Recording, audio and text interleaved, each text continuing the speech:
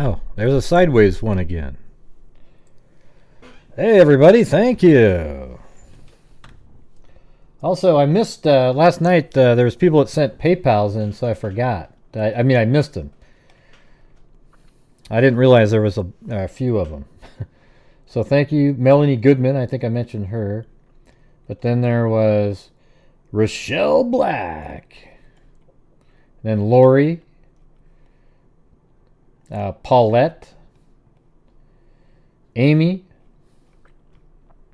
Linda, as in Linda Molden Howe, a cat eye donation, believe it or not. That first one I mentioned was a quadruple cat eye. And then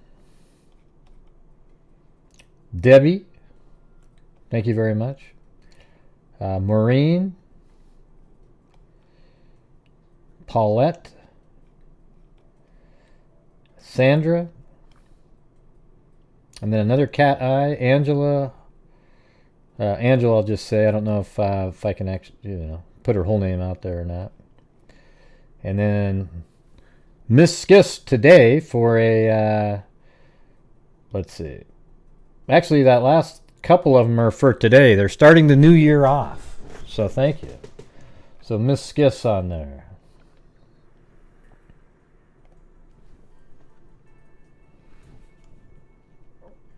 I don't know if you could hear me or not, but I just realized my music was playing really loud. Yeah. Did you guys hear what I was saying?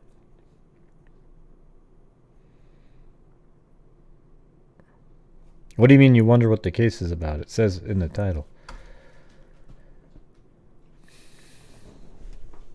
Okay.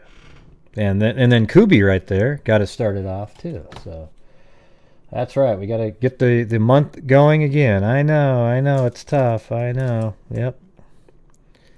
But what sucks is I accidentally gave 2 500s to Rain, but they sent me. She even said, "Oh, I think you meant," so they sent me that one back. So 2,500 we sent in total just last night.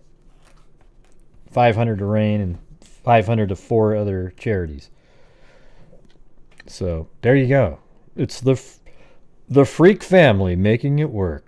By the way, man, I mean, even if you don't like Trump, you gotta think it's pretty crazy to go out and do 5 freaking rallies in a day. He's still doing one. I think he's doing one right now in Miami. I mean, it's ridiculous.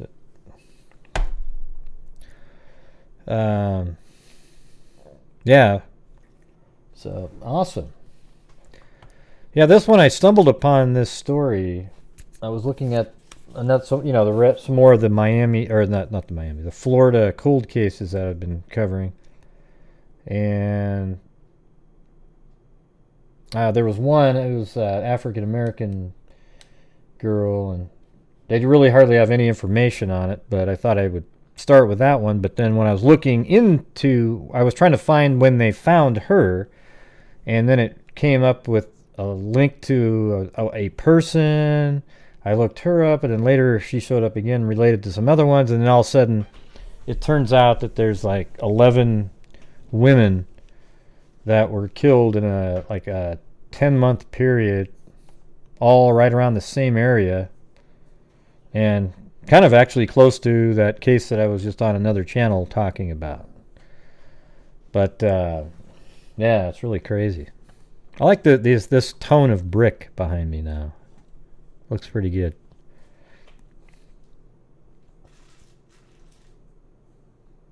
Yeah. Yeah, I'd never heard of this setting. I actually typed in all the names. They don't show up in any of my Google Earth anything. I've never covered any of these 11 people. So I thought we'd go over all of them. And whether or not we do it all in one show, I don't know, but probably might be able to do it. Might be able to do it.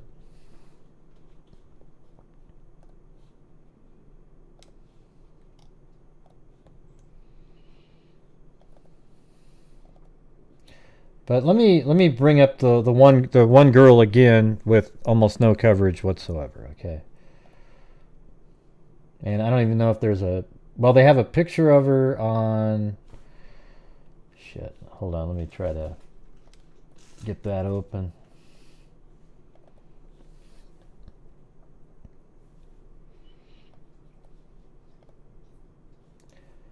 I can only find her on this one website.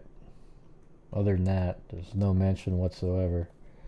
Hey, thanks, Tammy Sutherland. Yes. And the new month start. Hey, 2 of you still haven't... I think I had 6 guests on last night. 2 of you haven't sent in your address for mugs. Okay? 2 of you... 6 of you had the gut... Well, 2 of you didn't have outfits on. We just said that both of you are hitchhiker strangle victims. But I decided that if you just had the guts to call in, you get a mug.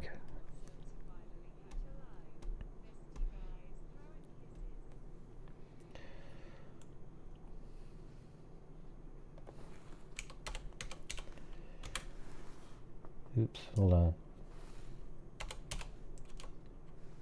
Yeah.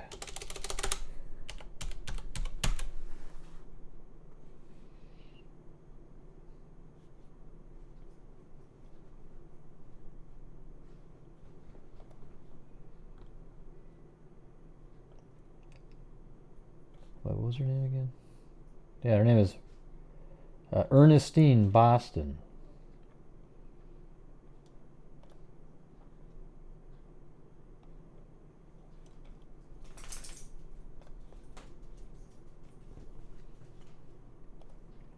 Sorry, I actually wasn't gonna... I didn't realize I didn't have a picture of her. So let's just say 19... I don't want to do that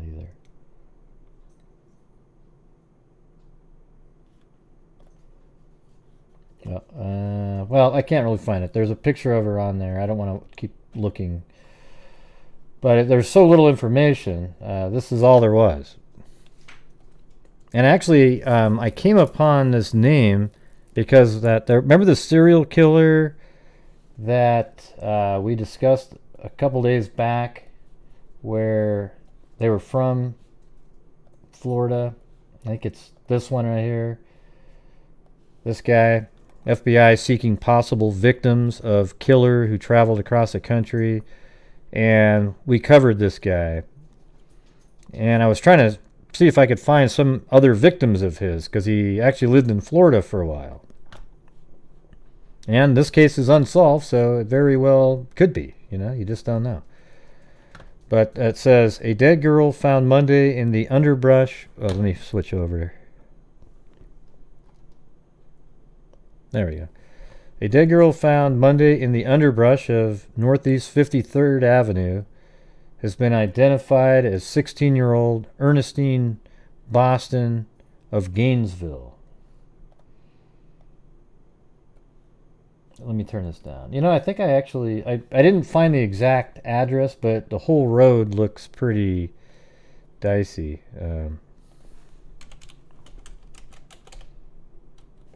it is. Yeah, so I mean, look at this road right here, man. That is just dumping ground central right there, right? I mean, this happened in 1979, I believe. No, actually 75, excuse me. So it's right around the exact same time as those cases we'll be covering right here. So a dead girl found Monday in the underbrush of Northeast 53rd Avenue has been identified as 16-year-old Ernestine Boston of Gainesville. The Alachua County Sheriff's Department is now trying to determine the cause of death. The girl was described as a runaway by a department spokesman who said she was last seen on the eve of October 17th. The teenager's address was listed as 617 Northwest 12th Terrace. Lieutenant B.E. Roundtree said examiners were able to identify the partially decomposed body from a set of fingerprints and from a laundry tag found on an article of clothing. A preliminary autopsy, however, Hold on a second.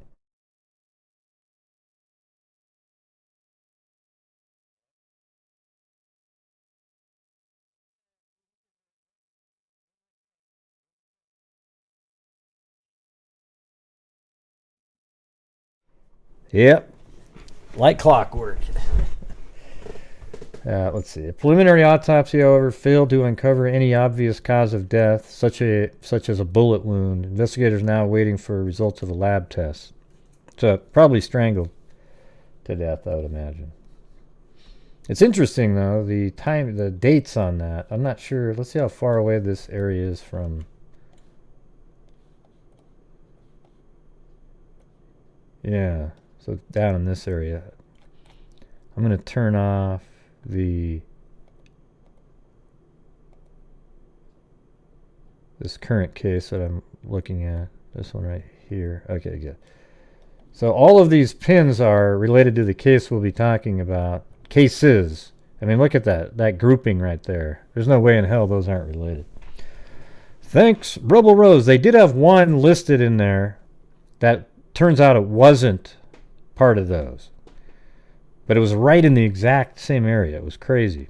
So it could have been that people heard, oh yeah, they're dumping bodies there. We'll just throw one there and they'll lump it in with those, right?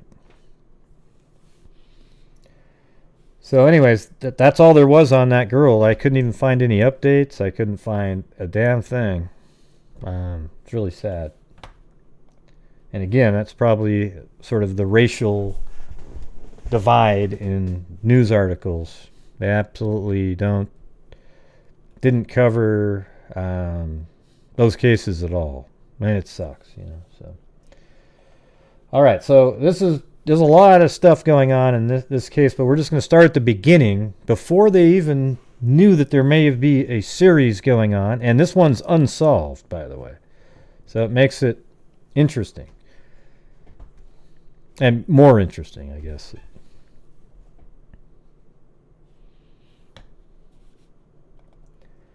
All right, so here we go. This is the first individual, February 14th. Here we go again with that date. Barbara Stevens. This is the article's February 14th. And so this is 1975. February 14th is when this article came out. Thanks, Zozo. I'll try not to spend that all in one place. Look at that face she put on the side there. What does that mean? Yeah. Okay, you guys ready? There we go. So Barbara Davis Stevens, blonde, green-eyed daughter of electric company president, has disappeared under what police term suspicious circumstances. Miss Stevens, 23, was last seen Wednesday night around 7 p.m. by her father, Charles Davis, president of Anchor Electric Company. Separated from her husband, Richard, for the past 2 months. Let me see, I think I have it all in here.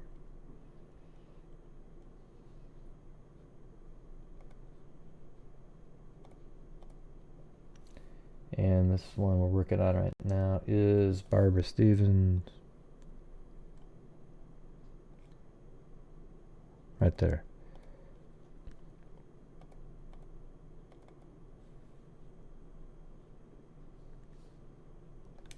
So that's the mall. Okay, let me get that address.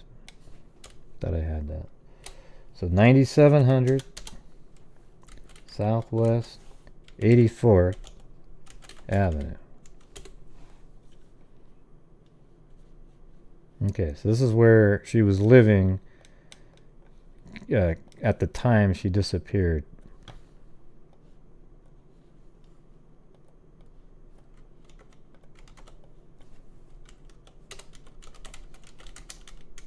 Okay, got it. Thought I had that one, but it wasn't there, so. Okay, so separated from her husband, Richard, for the past 2 months, Mrs. Stevens has been staying with her parents at their home at 9700 Southwest 84th Avenue. Metro Police Detective John Spiegel said Davis for Gold Triangle Store. God, I don't know what's going on with the writing. S at a newspaper supplement for Gold Triangle Stores Wednesday evening. When she drove away in her 1973 cream over silver Camaro, so cream and silver Camaro, her father told police he thought she was going to visit a friend in Coral Gables. She never arrived. An employee of Davis's firm found Miss Stevens' car yesterday afternoon in the parking lot of the Gold Triangle store at Dadeland. So I'm pretty sure that that's what this is right here. What I'm going to do is I'm going to turn all the rest of these off so we just see the current one. Okay. So this is where her vehicle was, sort of near this mall. I don't know the exact spot. They weren't really specific enough. And look at here we go with her keys were still in the car and the doors were unlocked. So she was obviously abducted just before, like just got into her car maybe and then was abducted. Other details about the car were suspicious, Spiegel said, but declined to elaborate. The employee said the woman's parents told him that it's unlikely Miss Stevens would leave on her own without contacting them. She did not show up at work yesterday at the First National Bank of Miami. So that's where she was supposed to go to work. Her car is found, keys in it, doors unlocked. She didn't show up for work the next day. Spiegel asked that anyone at the Gold Triangle store Wednesday evening who might have seen Miss Stevens give him a call. She's 5'8", weighed 140 pounds. So this was an article that came out on the 14th. And then we've got another one. And then this one talks mainly about the car. Let's see if it has anything specific in it. Metro Police were unable Friday to locate the estranged husband of a missing woman whose car was found in the South Dade parking lot the day after she disappeared, a police spokesman said. Barbara Davis Stevens, 23, of 9700 Southwest 84th Avenue, was last seen around 7 p.m. Wednesday. Her parents, with whom she lived, said she was going to see a friend in Coral Gables, but she never arrived at the friend's house. Miss Stevens' 1973 Camaro was found Thursday afternoon in the Gold Triangle store parking lot across from the Dadeland Shopping Center. Yeah, so maybe it was across from... So this is the shopping center. You know, it's really massive. I don't know how big it was back then, but... Let's just see if back in like even 94... Yeah, it looks about the same. So, it's just around in this area, across the street. Maybe it was over here, perhaps. It's hard to say. Oh man, I'll stop the show until all those hearts are done, because that means you guys aren't actually paying attention. That's my cue. Anytime I see all the hearts and...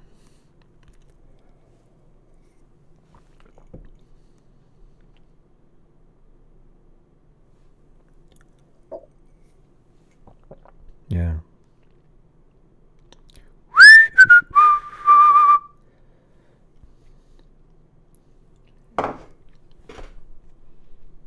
Yep. Boy, wow, great guess there, Kubitschek. Boy, jeez. Listen, here's where her car was left. The Camaro, with the keys in the ignition, doors unlocked.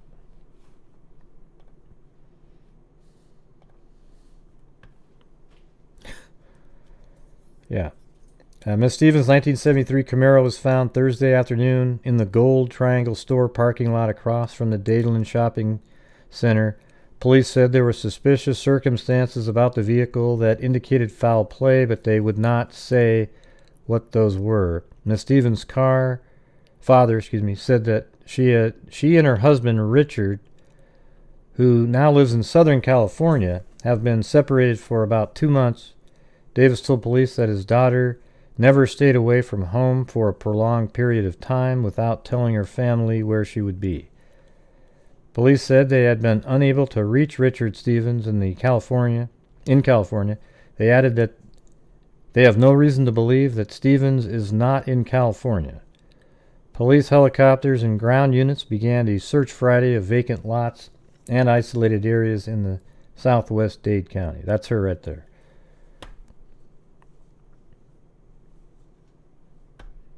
And she is 23 years old, or was at the time.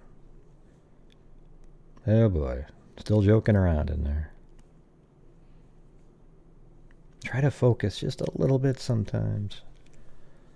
Alright, here we go. Now we're moving on to the next one. This is February 18th. Parents appeal to public. The parents of Barbara Davis Stevens, who has been missing since last Wednesday, appealed to the public Monday to help find the 23-year-old girl. Mr. and Mrs. Robert Davis read a short, prepared statement to newsmen in which they described Barbara as a very pretty girl with shoulder-length blonde hair.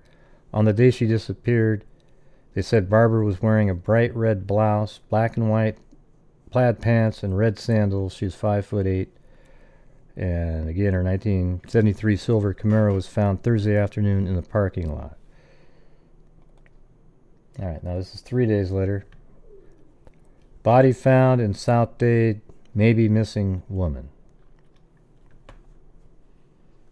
The body of a young woman who was found in a thickly wooded, overgrown South Dade field Thursday by police, cadets searching for Barbara Stevens, who disappeared under suspicious circumstances 8 days earlier. Positive identification of the body had not been made by late afternoon, but Metro Police said the clothing fits the description of that worn by Barbara Stevens, 23, on the day she disappeared.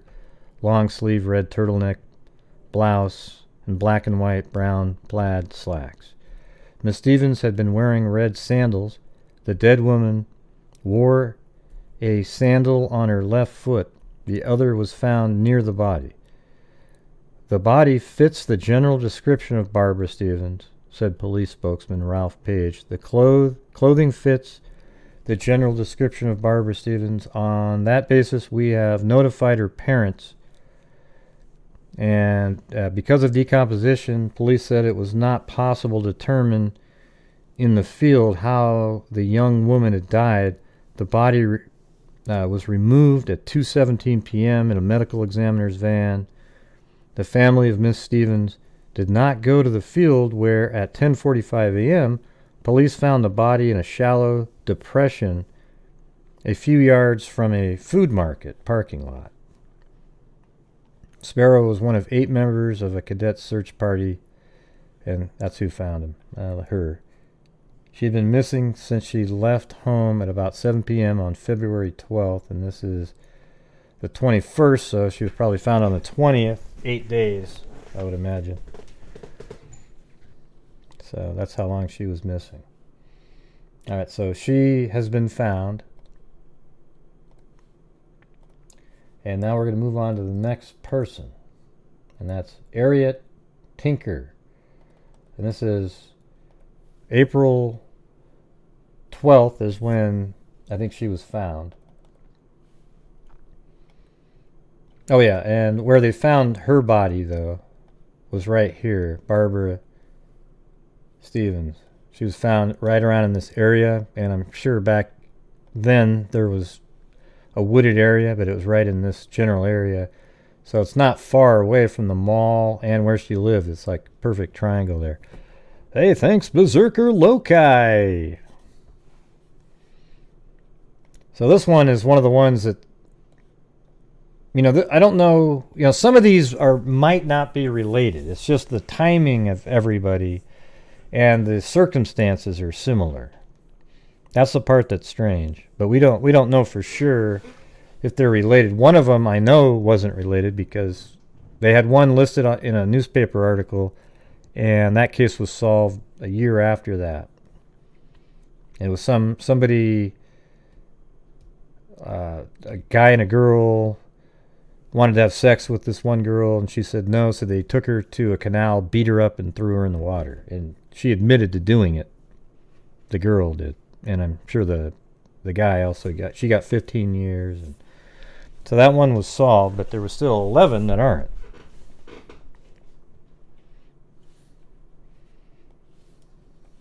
So now we're on to the next one. And this one is Arietta Tinker.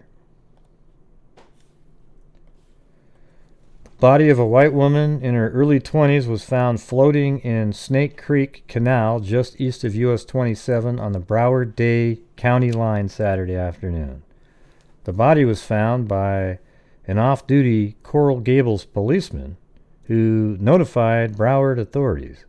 The body had been immersed for several days, police said, and identification was not available. The Broward medical examiner will perform an autopsy to determine the cause of death. Officers said the woman, a bleached blonde, appeared to have been about 5 feet 6 inches tall, weighing about 120 pounds. She was wearing blue denim shorts and a pink bikini top, silver rings on both hands, and an ankle bracelet with an illegible inscription on the right ankle and a gold chain and cross around her neck. Her toenails were painted red, police said. And then the next day, mom's mysterious death mars boy's first birthday. And she's only 17, so she must have had a child really young. Little Ralph Tinker III is too young to realize why his attractive mother won't be at their Hollywood home Friday to light the candle on his first birthday cake. Arietta Tinker, 17, was found dead in the Snake Creek Canal Saturday, miles from the home she shared with their son and husband, Ralph Tinker Jr. at, so now I'm going to add this one in there. I didn't have that. 1831 Funston Street.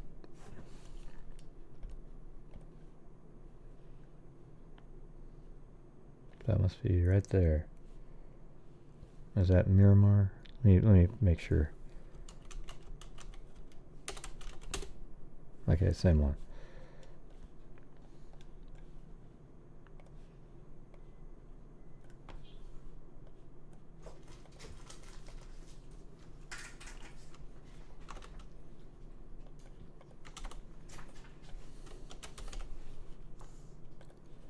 Alright, got that one.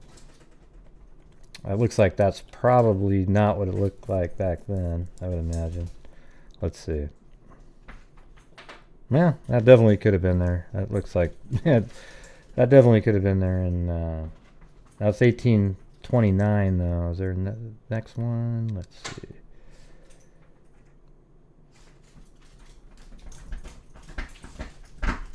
$1821. So it's the next one over to the side here. Or hold on a second.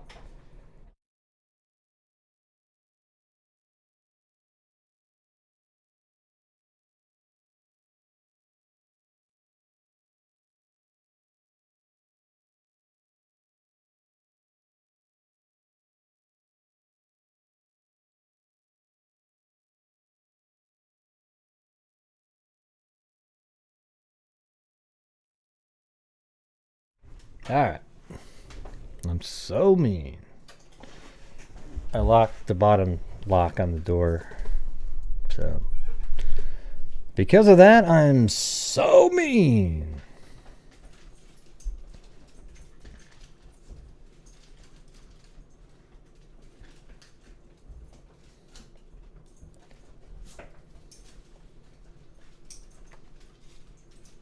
Huh. That's weird. They have this as 1831, and it even says 1831 on Google Earth, but when you go down there and then you zoom in, it says 1829 on it. So maybe it's like another unit back here or something. I don't know. Not sure what's going on with that.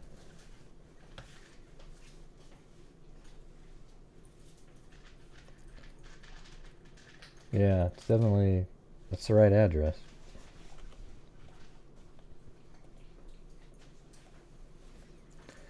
Okay, so back to the story. Thanks, Daudio Caspian Horses Rock. I got your address, by the way. No, the background music. Oh, you can't hear the background music? Oh. That's right, I had this button depressed. It is playing, though. So you guys couldn't even hear the starting music, right? The bang! Okay, that's funny. You guys couldn't hear anything. That's right, because I have this button, the one that I use to mute callers when they come in. Yeah, and I had it pressed in. Because when I was a guest on the other show, when somebody subs to my channel and I have OBS open, it does the Billie Jean music, right? So I felt like I better turn that sucker off. Probably a good idea at that point. Hey, it's retired Sergeant Melinda. We always have to... Oh, it's just Melinda, right?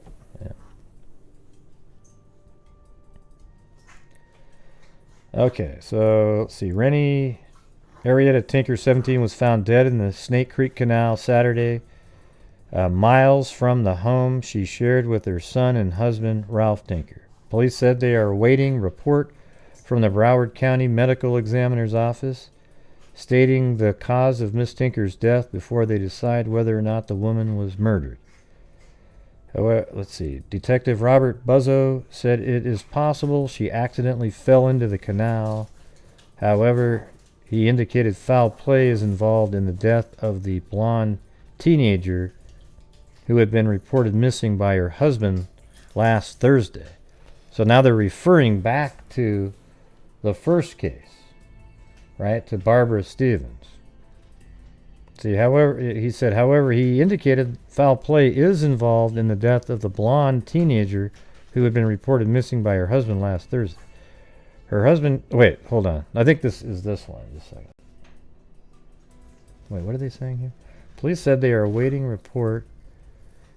They decide whether or not the woman was murdered. It is possible she accidentally fell into the canal. However, he indicated foul play is involved in the death of the blonde teenager who had ridden. Okay, so I think they're talking about this case. Her husband can't understand why anyone would want to kill the slender, blue-eyed blonde he married 18 months ago. She got along with everybody. I don't think anybody had any reason to harm her. She was a very good housekeeper and mother. You couldn't find another better, he said. He said the police don't know yet or won't tell if she was murdered. Tinker said he saw his wife alive Wednesday about noontime when he dropped her off at the Hippopotamus restaurant at Hollywood Beach. She was alone. I never saw her again. I reported her missing the next day at about 1 to 2 p.m. I just thought she would be out for the night. I got worried and called police. Usually she comes home about 5 or 6 p.m. I asked her if she wanted me to pick her up. She said, no, I'll find a way, Tinker said. Tinker said his wife would usually sit on the beach in front of the Hippopotamus. He said he knew the restaurant is known as a hangout for members of the Outlaws motorcycle gang and said his wife knew a couple of outlaws who hung out. Man, I sure as hell wouldn't want my wife hanging out on the beach with a motorcycle gang. You know, like, hey, you gonna have a good time tonight? Yeah, go ahead and hang out at the, Jesus. What a freaking nightmare. Police would not comment when asked if they are investigating that aspect. Miss Tinker's body was discovered Saturday afternoon by an off-duty Coral Gables police officer who was cycling in the area. For Tinker, 22, the disappearance and discovery of the body ended exactly 3 years and a day. Ended exactly 3 years and a day of happiness. We met on April 7th, 3 years ago. I met her on Hollywood Boulevard, and that was it, he said. So there you go. You've got two people, they're not really associating anything at this point. And then we're moving on to another. Oh wait, let me show you where she was found now. So this is where her body was found. Just like right in this area, right out, you know, you can just kind of see how it would work, you know, driving on this freeway, probably late at night, and you put her body right over there. Maybe even just threw her right into the canal right there. You know, maybe there wasn't a fence there back then. But that's where her body was found. Okay, now we're moving on to the next one is a woman named Nancy Fox. And this one is a short article. And she's not even mentioned until right over here. So this is this guy named Worth.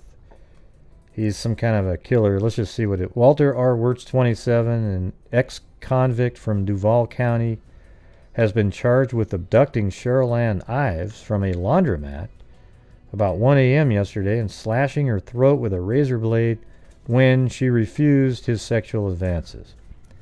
The suspect was also to be questioned by Broward County Sheriff's deputies about the bludgeoning death of another woman found floating in a canal Sunday. This is a different person, by the way. County Court Judge Stanton S. Kaplan raised the bond this morning at the request of Assistant State Attorney James Phillips.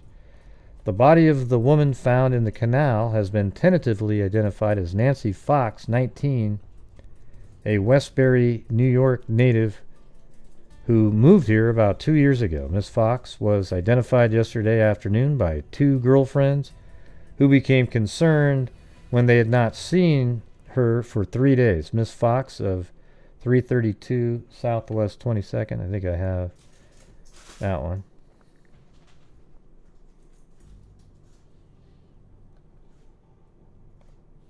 And I think this is her house.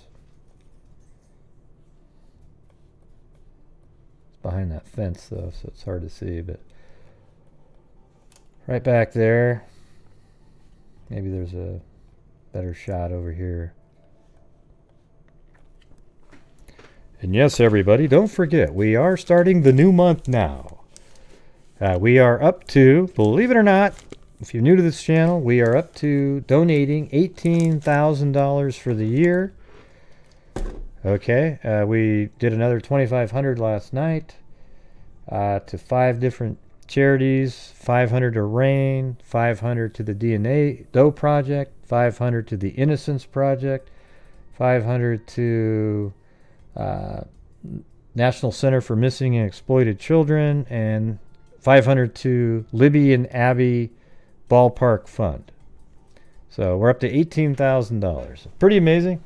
It's all because of you guys, but my channel relies on the super chats and membership and even PayPal, mainly though the YouTube side of it.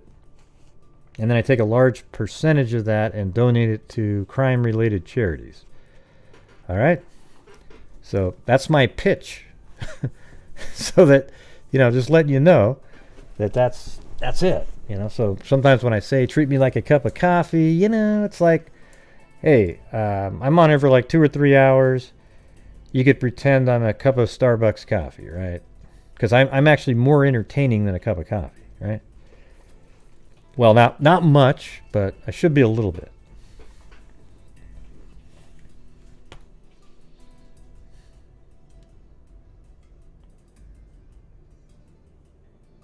Yeah. Okay. Hey, thank you. There you go, Daddy-O Caspian Horses Rock. That's a nice little cup of tea there. Look at that. She always does those funny faces.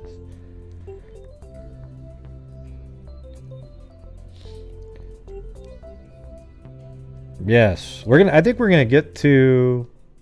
We might even be like at 23,000 something, if we can keep doing the same. Hey, thanks all of you guys. Look at Daddy-O Caspian Horses Rock. Wait, let me do it. Let me try to do my this one. Daddy-O Caspian Horses Rock. LM.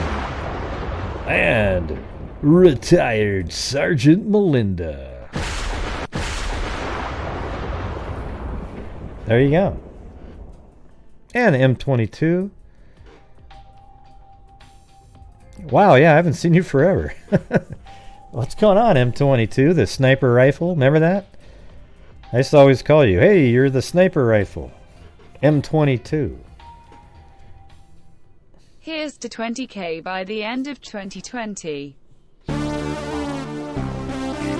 a lot, Melinda. Double cat-eye donation.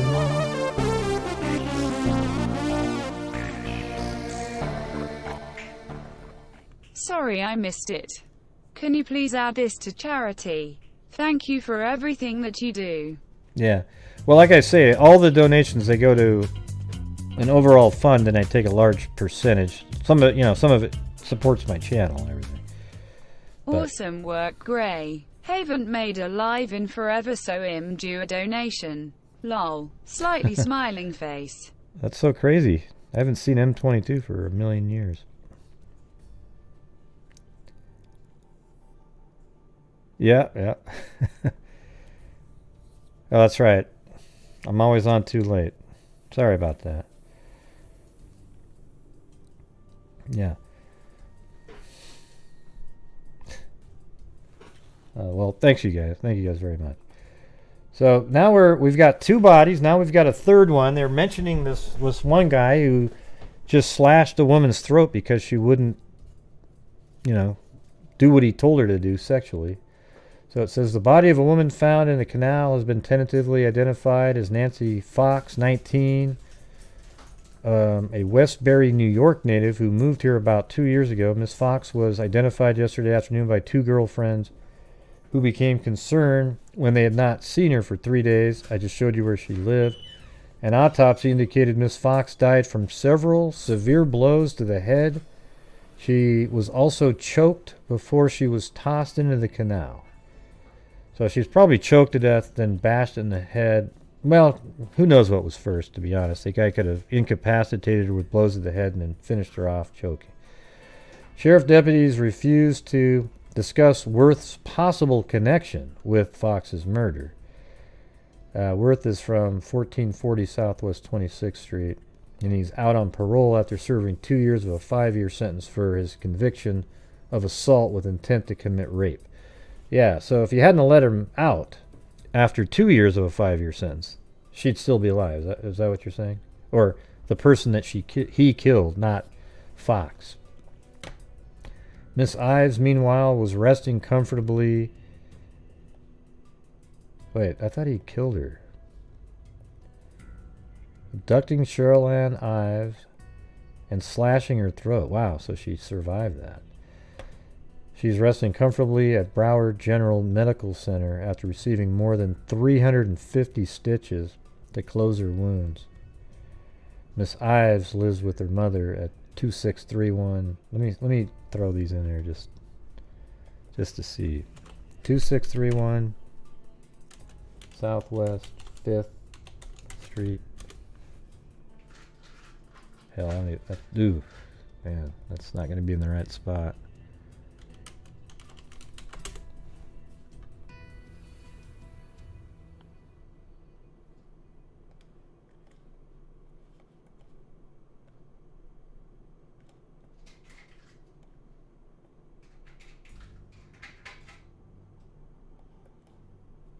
Yeah, I'm not even sure that's the right area. I think it's down here.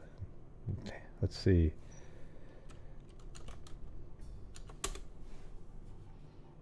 Okay, that makes more sense down here. This paper's from, well, let's do Fort Lauderdale.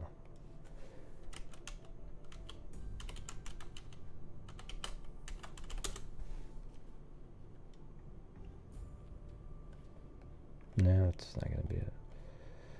It's crazy when you have about 1,000 of the same addresses in a city. But, alright. I think it's more the Miami area.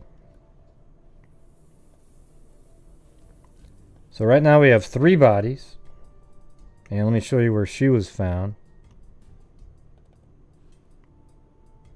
So here we are. This is where Tinker was found, and then just up right on that same road, Fox's body is again found. Another person is found in a canal, like right here. I picked this spot because I think this has been there for years, this little turnoff, and what a perfect place for a car to pull off and throw her body in.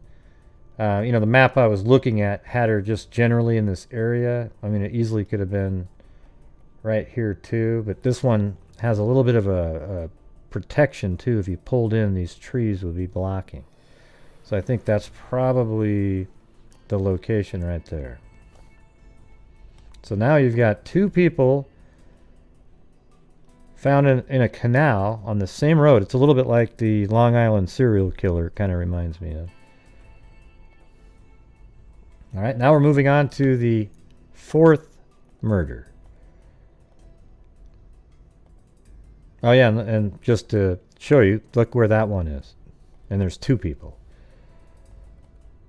So here we go. I'm going to open this up. And now we've got two more girls found dead off of US 27. The bodies of two teenage girls, each killed with a single gunshot. See, there's a little different MO on all these. Were discovered about 9 a.m. So let me go back and tell you the dates of these really quick. So the Barbara Stevens was February 20th. Arietta Tinker was April 12th. And then Nancy Fox was June 15th.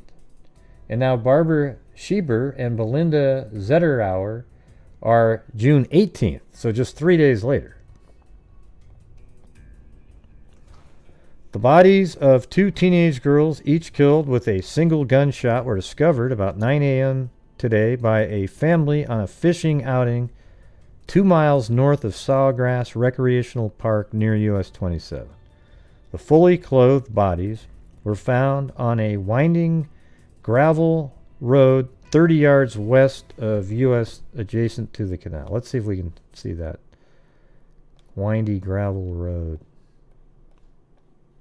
I've got it about right about the 30 yards, but yeah.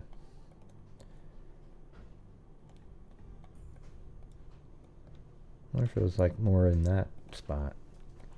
Although that's where Nancy is. She's definitely north of... Well, that's kind of a gravel, like a little road there. I don't know. Well, that's where I have it. I don't know. You know, they're all you see is a map image. They don't really give you the exact location. But it did say 2 miles north of Sawgrass Recreational Park. Let's see where that is.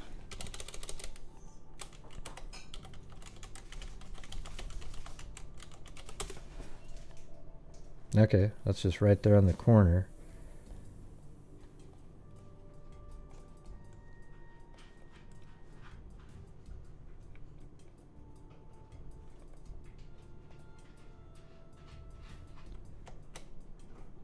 Well, that's 2.21, so that's really close. So that's 2 right there.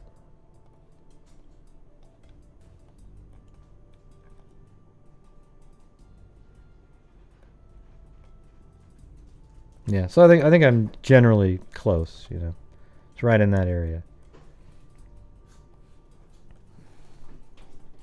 All right, so the fully clothed bodies were found on a winding gravel road 30 yards west of US 27, adjacent to a canal.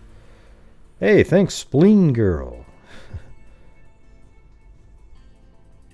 That's just that's a different... Well, we don't know because that person isn't related. Ives isn't... They don't know if... They don't think he's even part of any of it. He was just in that article. That's why they were interested in him. But he doesn't sound like he's related to it. Since I've survived, was there ever a sketch done of her attacker? Yeah, I don't know. I think they determined he wasn't related though. Okay, so only about 150 yards from where the body of another young woman, Nancy Fox, 19, was discovered. So she was actually, I think I have this not in the right spot. I got to move Nancy Fox up. If you're talking about only 150 yards, it should be closer up into there. But either way, the map showed generally on this straightaway in the canal. Detectives from Broward Sheriff's Office would not speculate on any connection between the homicides. Dr. Abdullah Fatah, Deputy Broward County Medical Examiner, said one of the girls found today had been shot in the head, the other in the chest. There was no evidence of sexual assault or beating, he said. Autopsies have been scheduled. The bodies were not immediately identified. Both these girls are 14, by the way.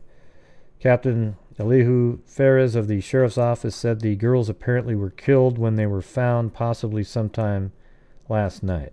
So I think where they were found is where they were killed. So they were just placed there, executed, and the person drove away. Both girls were dressed in slacks, tops, sandals. Fares, I'm not sure what that is, that's the guy's name. Ferris said investigators from the sheriff's crime laboratory had found some evidence on the scene, including tire tracks. Nancy Fox of 332 Southwest 2nd Street disappeared Friday on her way to a laundromat, friends reported.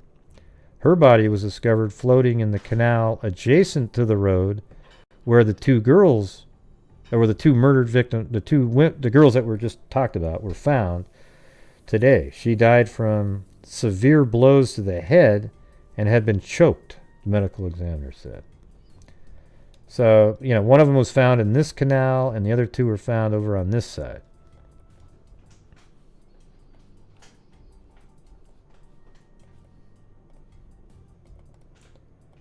Okay, then we've got the bodies of two teenage girls, each killed with a single gunshot, were discovered about 9 a.m. today by a family on a fishing outing.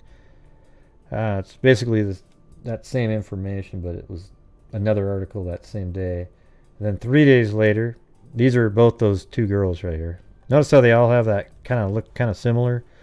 Although in the 70s, everybody had their hair parted in the middle and long. The Partridge Family type look,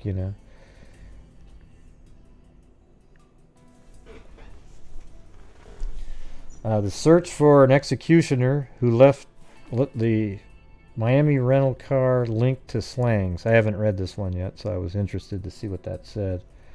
The search for an executioner who left two school girls dead.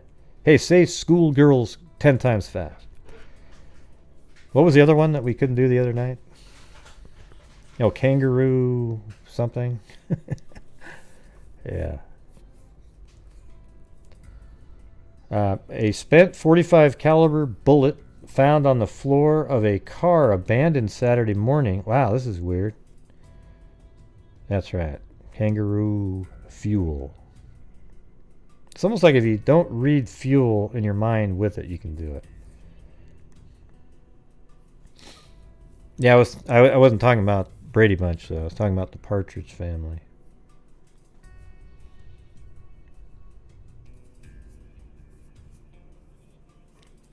All right. So this might be an interesting part here. So you remember both those girls were shot, right? One in the chest, one in the head. It says a spent .45 caliber bullet found on the floor of a car abandoned Saturday morning at the agency where it was rented. The day the victims disappeared may be connected to the double murder, police said. Broward Sheriff's Department homicide detectives and crime lab experts examined the car Saturday afternoon. Barbara Schreiber was one of the victims, and Belinda Zetterower, both 14 and both 8th graders, were both shot to death with a .45 caliber weapon, according to Sheriff Ed Stack. A 17-year-old boy saw the girls last at about 8 p.m. Wednesday, police said, when he gave them rides on his motorbike. At noon the same day, a beige 1974 hatchback Vega was rented from an Airways Rent-A-Car of Miami by an attractive young out-of-state woman. She was accompanied by a dark-haired, neatly dressed man in his 20s. The auto was rented for only a day, according to records. It was not returned, however, until someone abandoned it at 5:30 a.m. Saturday on Airways Lot. Wow, that's crazy right there. That and it has the same caliber of shell casing, and it was abandoned. So it was either stolen from the people who rented it, or there were two people that rented it, killed those, may have something to do with killing those two girls. And there's a man and a woman, which is interesting because remember the case that I was telling you about that they solved? That was a man and a woman. Might have to go open up that one a little bit later, and I'll show you guys what I'm talking about if we get to that one tonight. Employees servicing the car found the bullet and called police. Grass and weeds caught in the undercarriage of the car, wow, were consistent with the overgrown area where the bodies were discovered early Thursday near Andytown. The car had been driven more than 600 miles in 2.5 days. No noisemakers and a straw hat from the wreck bar at the Castaways Motel in Sunny Isles had also been left in the auto.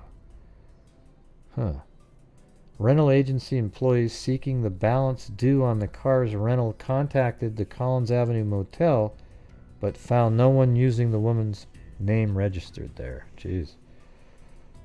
That's some weird crap right there. And this is what they called basically serial killers. Maniac. Yeah. A minister today blamed the murder of 14-year-old Belinda Zetterower on a maniac who needs to be taken off our streets. Police, meanwhile, said they have no leads in the murder of Belinda and her 8th grade classmate Barbara Schreiber, also 14. They were found shot to death last Thursday near US 27, about 2 miles north of Sawgrass Recreational Park. At the funeral service for Miss Zetterower today, the First Baptist Church of Davie, the Reverend Harold O. Taylor said of the murders, "We can blame it on a sick society, on a sick mind, the mind of a maniac who needs to be taken off our streets." And the girl's parents, Mr. and Mrs. Robert C. Zetterower, whose brother Charles and sister Deborah and Nancy looked on sadly. Reverend Taylor read from a poem Belinda wrote for her English class shortly before her death, the poem entitled Freedom in Love, and it reads, "This is their paradise, as simple as a sunset in spring, a sunset as beautiful as a rose, as peaceful as emptiness. Love is their virtue. As small as they may seem, they are big because they are humane, loving, and most important, open-minded and understanding."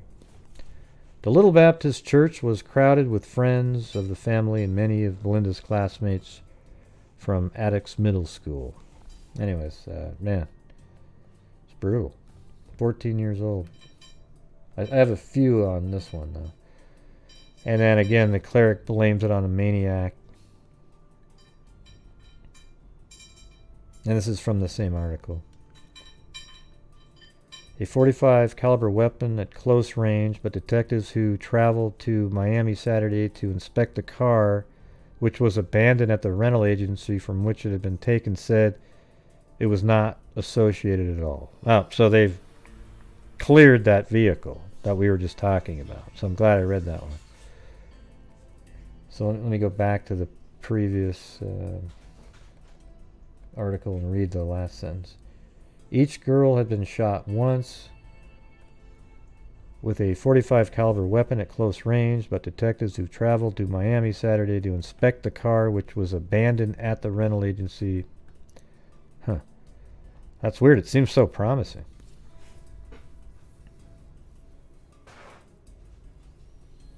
The only way a case like this can be solved is by painstakingly checking out the background of these girls, victimology, and they both knew a great many of people. Detectives have theorized they might have seen something that made them targets for a killer. It is believed that a 17-year-old boy who gave them rides on his motorcycle about 8 p.m. that night was the last person besides their murderer to see them alive. The barber had been shot once through the head. Belinda bled to death, police said, from a bullet wound in the chest. Jeez. So she sat there suffering. Okay, now we're into another aspect that they think maybe had something to do with hitchhiking. 2 dead girls may have been hitchhiking. And I bet you anything that is what was going on.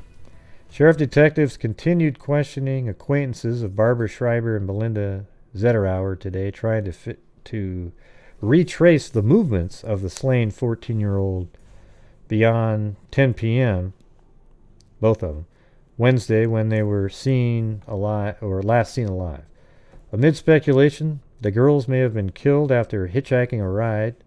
The parents of the murdered 8th grade classmate from Attic Middle School buried their daughters yesterday. The fully clothed bodies of the two friends were found early Thursday morning by a family going fishing about 4 miles north of Andytown near US 27. The girls sprawled side by side on a gravel road running parallel to US 27 and a nearby canal, had each been shot once with a large caliber weapon. Because of numerous spent shells left in the area by shooting enthusiasts, detectives said it is uncertain what caliber of gun was used.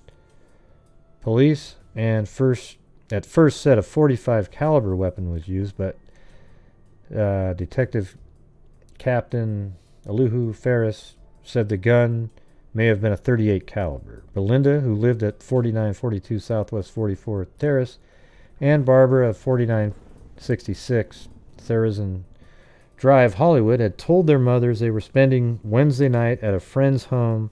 Police, however, said the friend apparently knew nothing of the arrangement. So this was 2 girls, probably just they were doing something that they weren't supposed to be doing and made up an excuse so that mom and dad weren't going to look for them, which is weird because if they were going to be spending night at a friend's home, but that friend knew nothing about it, where were they going to be spending the night, right? Because now you have to show up the next day because you're spending the night somewhere. Where were they going to spend the night? The girls were murdered between 6 and 12 hours before they were found at 9 a.m. Their clothes were not disarrayed, and authorities have ruled out the possibility of sexual assault. And here's a better picture of them.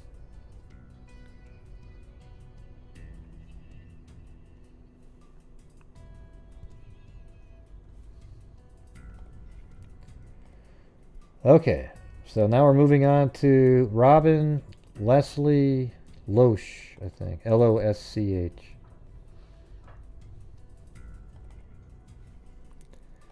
And here we go. A Fort Myers family discovered the body of a teenage girl in a canal. Wow, what a shock, everybody.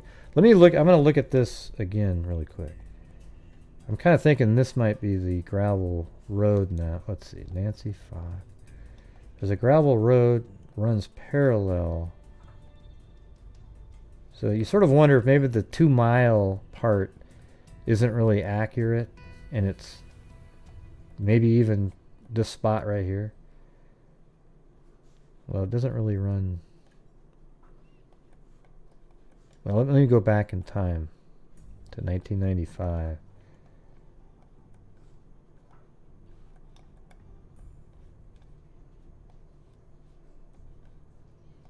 Yeah, I don't know. I don't really see the parallel road. But again, this is 20 years before this. So you never know. So here we go. A Fort Myers family, and this is on July 10th. Okay, so the last one was the 2 girls was June 18th, and now we're on July 10th, so not even a month later. A Fort Myers family discovered the body of a teenage girl in a canal near a wayside rest stop on US 27 yet again. Near Andytown Thursday, according to Broward County Sheriff's Department. John Windover, no Fort Myers address available, and his family found the body when they stopped at the rest station and notified the Sheriff's Department at 11:50 a.m. Let's see, and that was, the victim was identified as Robin Losch. No address available. Sheriff's agent said her body was discovered in the general vicinity where the bodies of 2 slain teenage girls were recently found. Well, 3 is what you need to be saying. The death is under investigation. And also, what's interesting is this girl's 14 too. So that means there's 3 14-year-old girls killed in a row. That's weird. I mean, 2 of them are friends, but the fire, let's see, I don't think that's it. I know she's in this art. There it is right there. Robin Leslie Losch, 14, the 4th girl in 4 weeks to be found dead along 10-mile long strip of US 27. That's why it seems a little bit like the Long Island serial killer. Was a pretty decent gal who normally did excellent work in school and who had no family problems, according to Broward Sheriff Captain Wayne Madole. Investigators said they see no connection between Miss Losch's death and those of 3 other young women whose bodies were found along the highway. Well, yeah, no connection except for they're all right in the same spot. 2 14-year-old Hollywood girls, Belinda Darlene Zetterower and Barbara Schreiber, were found shot to death June 19th, not far from 19-year-old Nancy Lee Fox was found dead in a flood-controlled canal a few days before. Madole said Robin was last seen alive Tuesday during the day and probably died Tuesday evening. Her body had been in the West Broward Canal, where it was found Thursday shortly before noon for 24 to 36 hours, according to Broward Medical Examiner autopsy. She also revealed, let's see.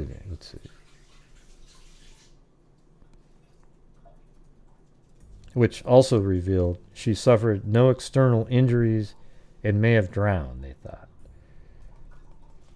And the next day, Robin Losch, age 14, of 1504 Southwest 21st Terrace. I think I might have her in here. Let's see. Okay, let me get that in there. 1504 Southwest 21st.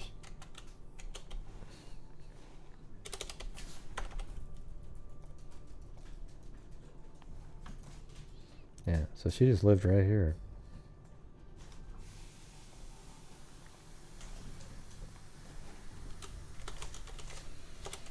Are you guys finding this interesting? I figured you would as soon as you started focusing. It is. It's like a school. Damn it, class.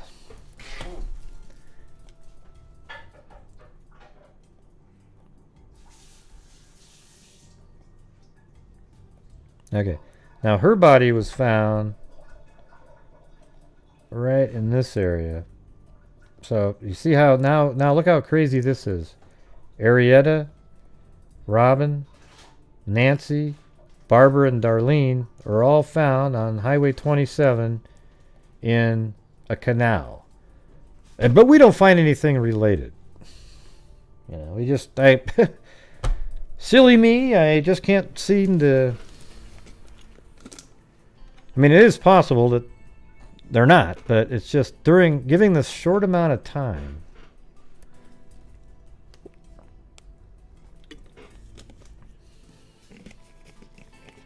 God, it's crazy.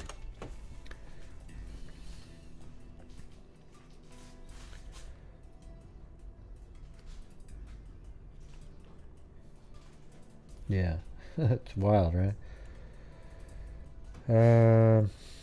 Yeah, so this right here is actually the obituary, basically.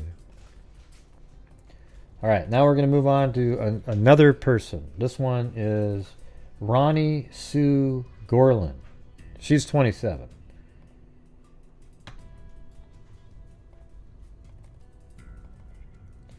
All right, that's her right there.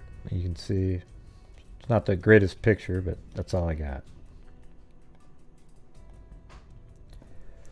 All Ronnie Gorland could talk about were the plans for the February marriage. The 27-year-old Hollandale woman kept repeating the wedding plans when she visited her children's asthmatic foundation Tuesday in North Miami Beach. The former respiration therapist at Jackson Memorial Hospital and the Children's Foundation was on her way to visit her mother at Parkway General Hospital, but she never arrived, according to Dade homicide detectives. Her nude body was found Wednesday floating in a canal at Northwest 138th Street and Northwest 105th, so it's not in that same exact spot. Avenue by a Dade County Public Works crew. The workers were pulling a boat along when they came upon her body, police said. Detectives Charles Mussolini said her death was ruled a homicide, explaining because she was found out there and her car was found elsewhere, and also because she was nude. Yes. That is some good logic there. A lot of times they'll say, find a nude body missing a head, and they'll say, we're not sure it was homicide yet. You know, and it's like, well, how do you not know that? For police, let's see. Police were uncertain if she had been sexually assaulted. Right, but she's nude. Adding that they were waiting the results of the medical examiner's report. Early Wednesday, a security guard at the 163rd Shopping Center found her leased white and burgundy two-door 1975 Oldsmobile Cutlass parked in the driving lane with a flat rear tire. Police towed the car away as an abandoned vehicle. And this is, we're on Gorland. No, we're on, hold on. That's a different one.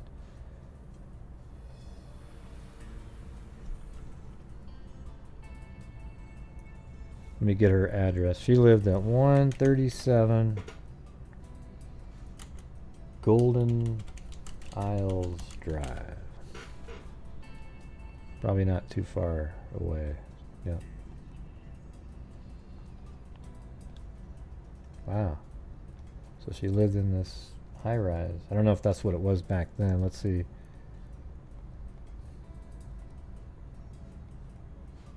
Yeah, it looks like it's still there.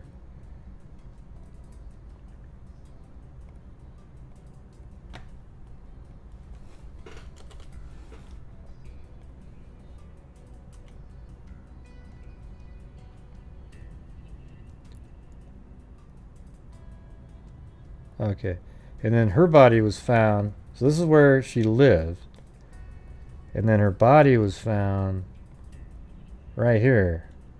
So it's interesting again. I mean, here's this 27, right? See that? It goes like that, and then look where she's found, just a little off of 27. Right here in this canal, basically. Right here.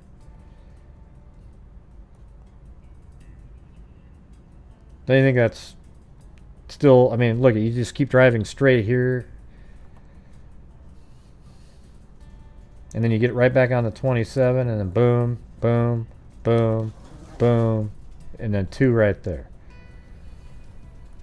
So you look at that and you just think, okay, now we're really, even this one matches because it's right next to 27. And let's just make sure. They said 138th and 105th.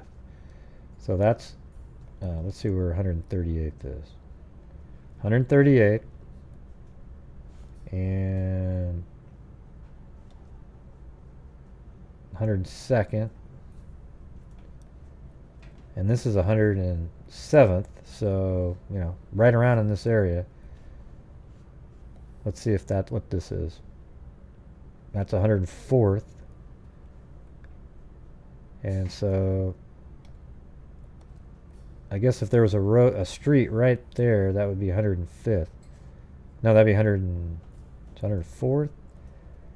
102, so 103 would be there, 104, and then this would be like 105th, and then if you go up, so it's right around in this area right there.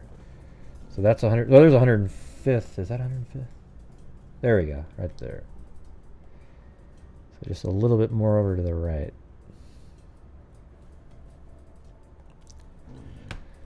So let's take a look at that. Yeah, probably late at night, drives up, throws her body into the canal.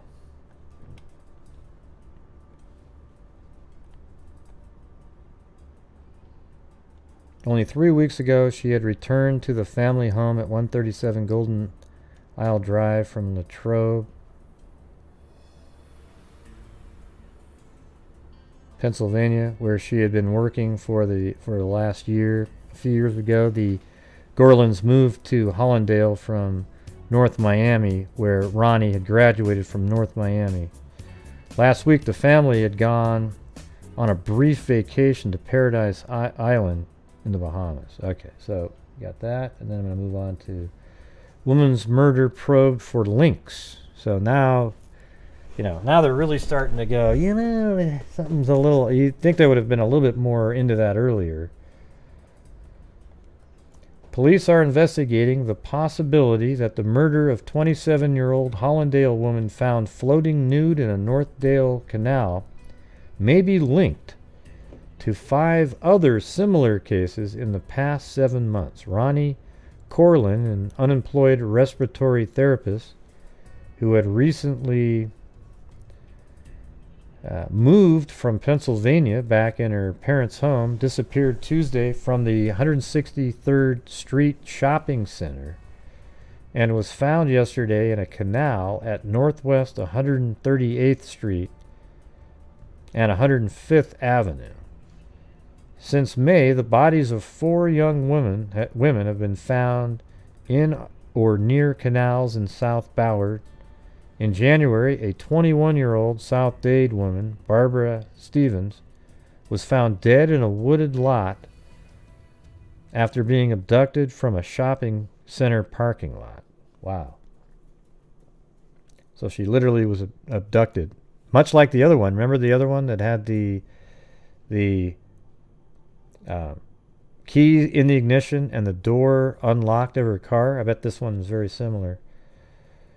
We're taking into consideration the possibility of a connection, said Metro Homicide Detective Lieutenant Gary Minium. So it's weird that even though there's bludgeoning and shooting and then a nude sexual assault, they still think they might be related.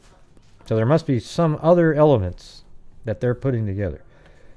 Minium said the circumstances of Miss Gorland's death are very similar to the Stevens case. Yeah. Stevens cases. Let's see. Okay, in both cases, young, light-haired women were making a quick stop at a large shopping center and then disappeared. Yep, that's just like the one I mentioned a minute ago. Police gave this account of Miss Gorland's last known hours. She left Children's Asthmatic Foundation. So let me get all this in here. So that's at 168th and 19th Avenue.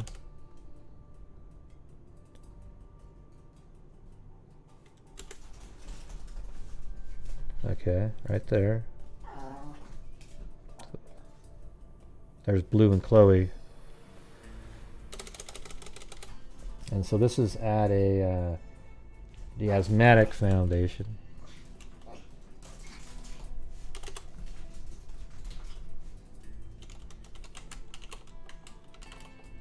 And that's at 1:30 p.m. Okay.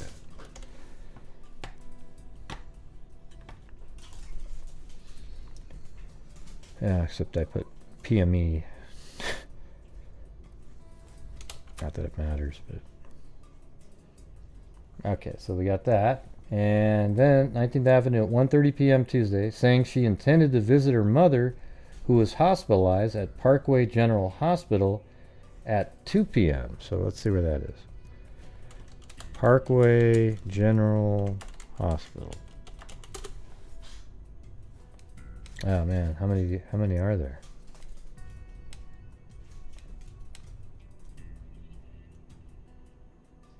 And that was be at, yeah, it's probably not called that anymore. Or maybe it's this one, Mercy Hospital. Because this is on Parkway Boulevard. So I'll just say it's this one here.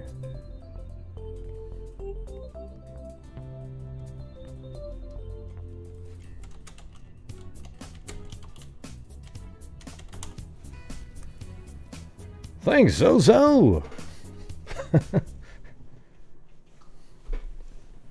Yeah, we always have those little slow stretches.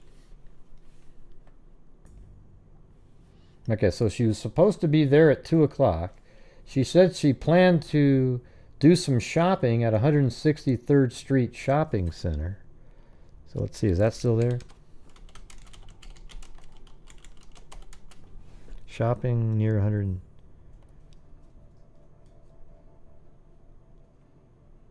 So it's near here.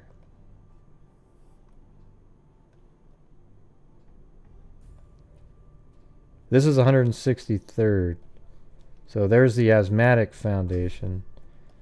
So, you know, maybe like here at this mall, maybe. I'll just say there. That looks about right. That's a shopping center.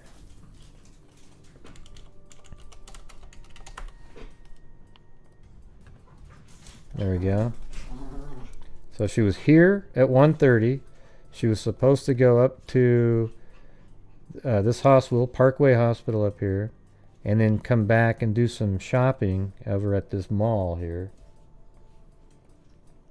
She said she planned to do some shopping at the 163rd Shopping Center. Her 1975 Oldsmobile Cutlass, so a brand new car, found with a flat front tire in the Berdeen's parking lot at the shopping center. The car was blocking traffic and was towed yesterday morning by North Miami Beach police. It's almost like she got, the guy probably intentionally gave her a flat tire. She drove away without noticing it. And then he's like, hey, yeah, let me help you out. You know, who knows how he did it, but got her to get into his car. I don't know, maybe there's more to it. Let's see.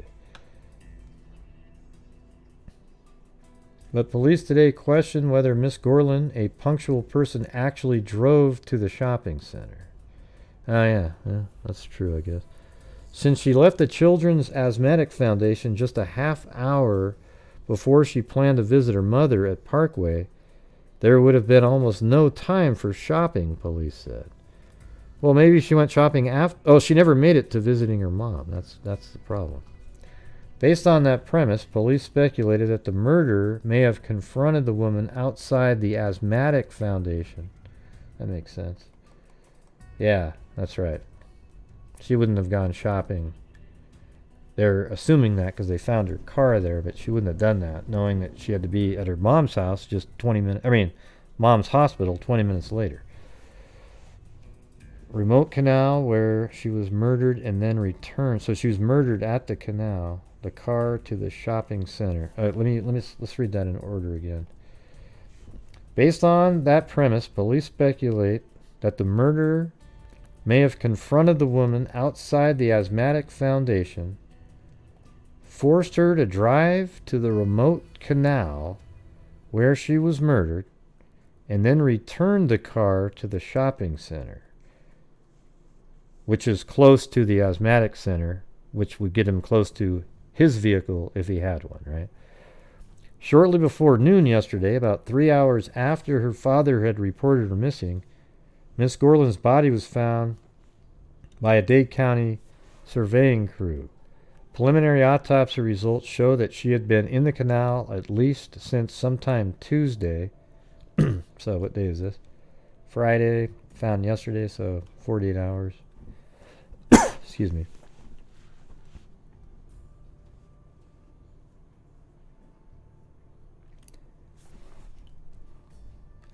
And that the cause of death was drowning, police said. Her body had not been beaten or mutilated. It's probably just held under the water. Jeez.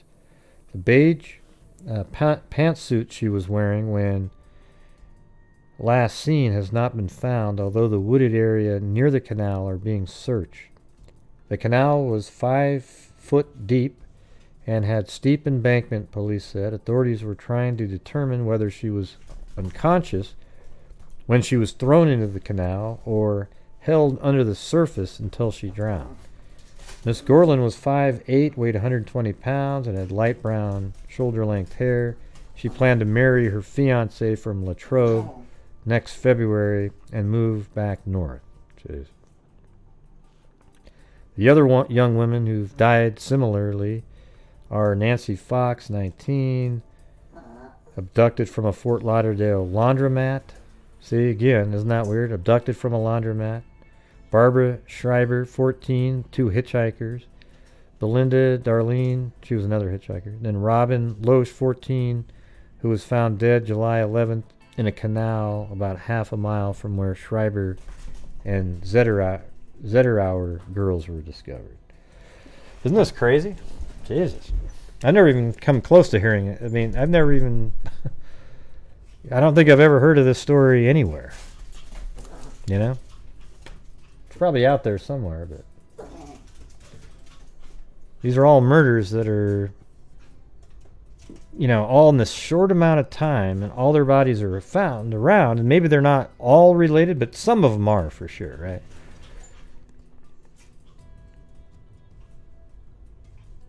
What is that? What does that mean, Zozo? I don't get it.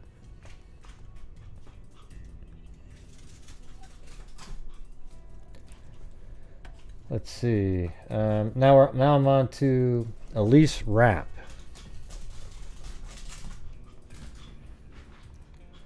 So this is another individual. I mean, Chloe, you guys, if I could film Chloe right now, you'd be just like, what in the hell's going on? She's just sprinting around. Chloe, Blue, Chloe, Jesus. My God.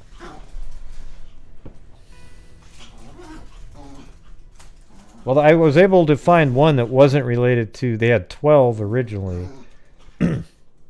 And that one's definitely, well, doesn't seem related.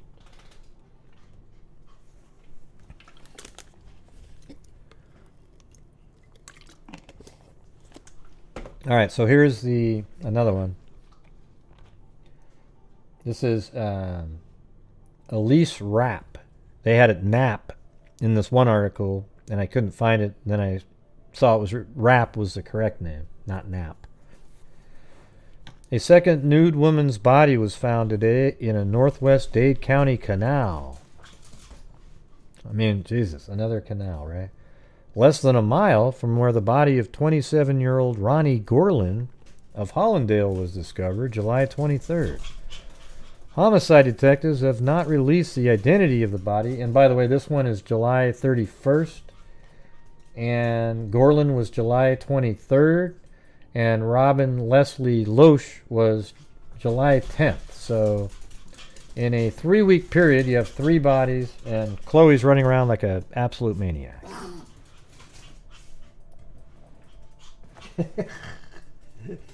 She's having so much fun, though. Here. She's just being a hellion. Look at that. She just wants to get back on the ground and run. Sorry about that. Wow.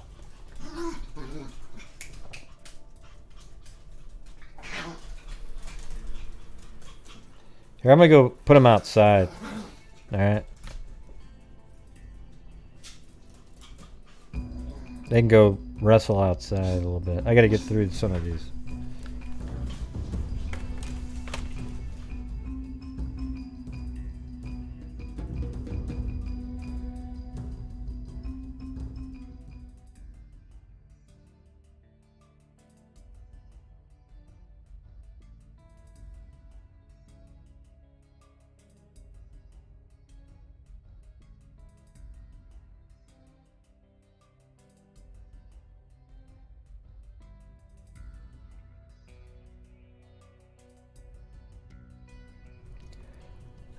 All right.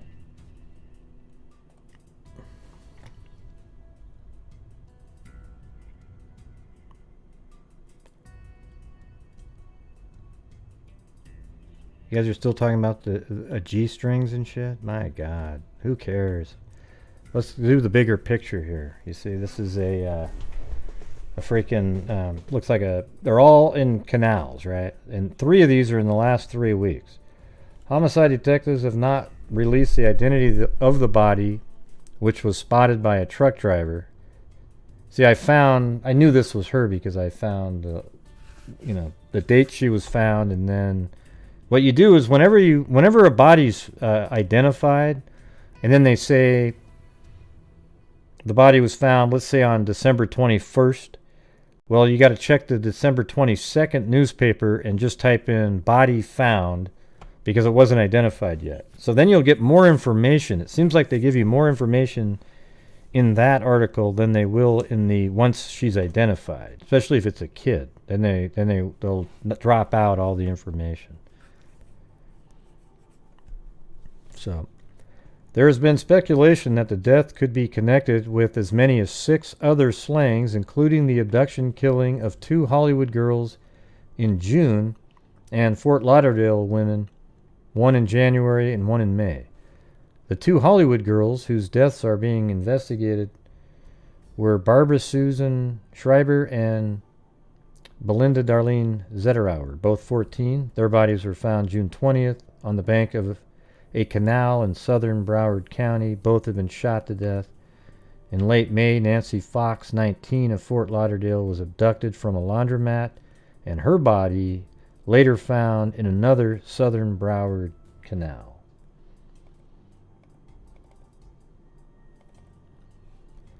Yep. And now they're really starting to, like, every single time a body shows up, it's all being added to a bigger series. So I think they're catching on at this point. Elise Rapp's new life in South Florida barely had begun. A quiet, pretty brown-haired 21-year-old, she moved to Hollandale from Flushing, New York in late June, rented a car, and found a job as a Kelly girl. I remember that. Wednesday evening, I think a Kelly girl's like a kind of like a reception clerk. I remember people would get those jobs. Wednesday evening, she left her modest apartment about 8 p.m. and never returned. Her nude body was found floating in a North Dade Canal Thursday morning, the 6th young woman to be found dead in Dade and Broward counties in the last 48 days. The cause of death was drowning, so that's similar to the last one.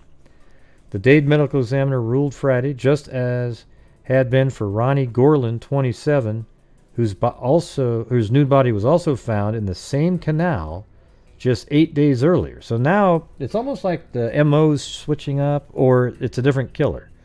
Because now you've got 2 nude bodies, and let's see, I think hers is...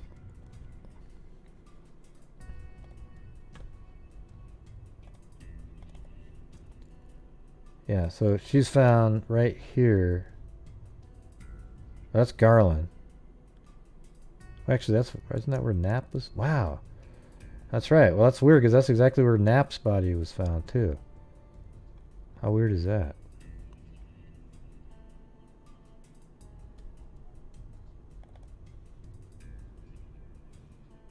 Wow, hold on. Okay, it was just a little bit further down. There you go. So look at that. Elise Knapp. See, they had Rapp there. Now I got to change that because that's what I thought it was originally. No, it is Rapp, not Knapp. The name of this folder is Knapp because that's what they said it was originally, but it's actually Rapp. Okay. So Elise Rapp was found right here in this canal, nude. And she's found just a couple weeks, if that, after, let's see, we've got, no, not even that, a week after Ronnie Sue Gorland was found. Her body's found in the same canal right there, and then Gorland just down the street. Watch. So right there, and then just go down the street a little bit. And right here in this canal, and they're both nude. So what are the odds that those aren't related within a week of each other? Pretty low.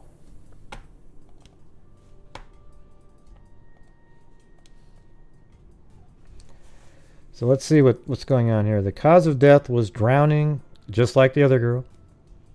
And just, it says it even right there, just as it had been for Ronnie Gorland, 27.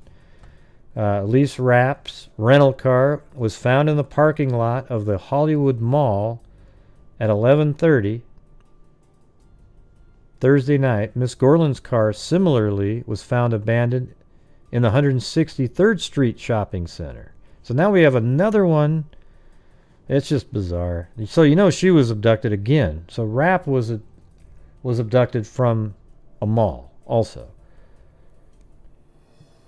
Let's see if that's still there. It's called the Hollywood Mall.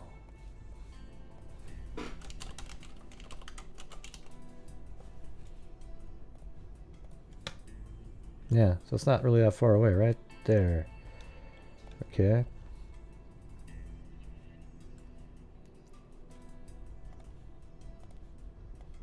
So just car found in here.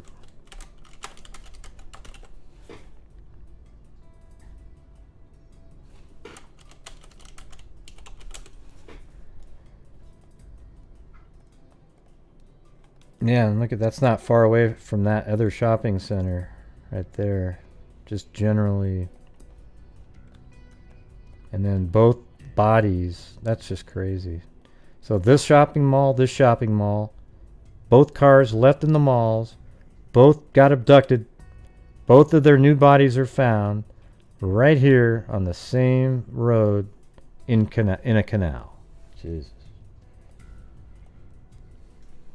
See how important the mapping stuff is? I just want you guys to realize that I think mapping is such a huge part of any of these cases that people talk about. It's literally, I think it's almost like 40% of the information that you need to know. Thanks, Kubachak. Hey, that's what you had on last night, right? A mustache?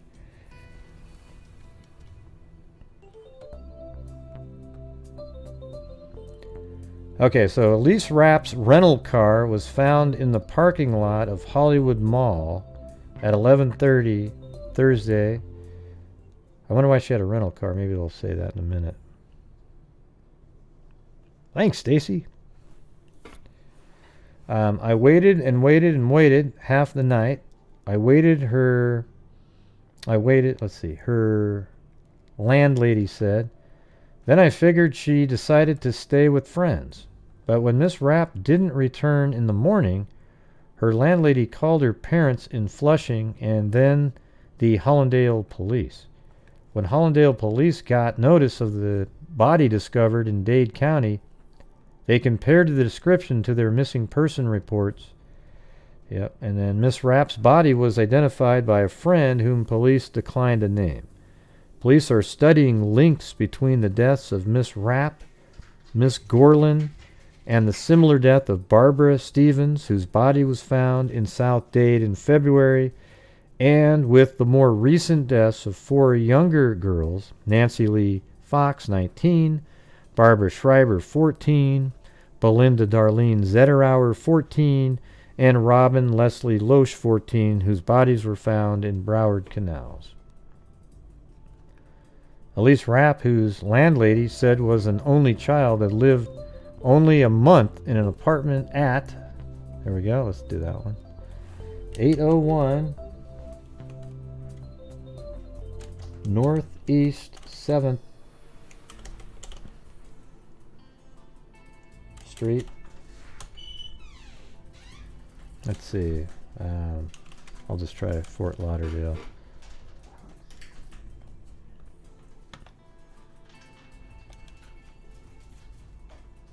Makes sense.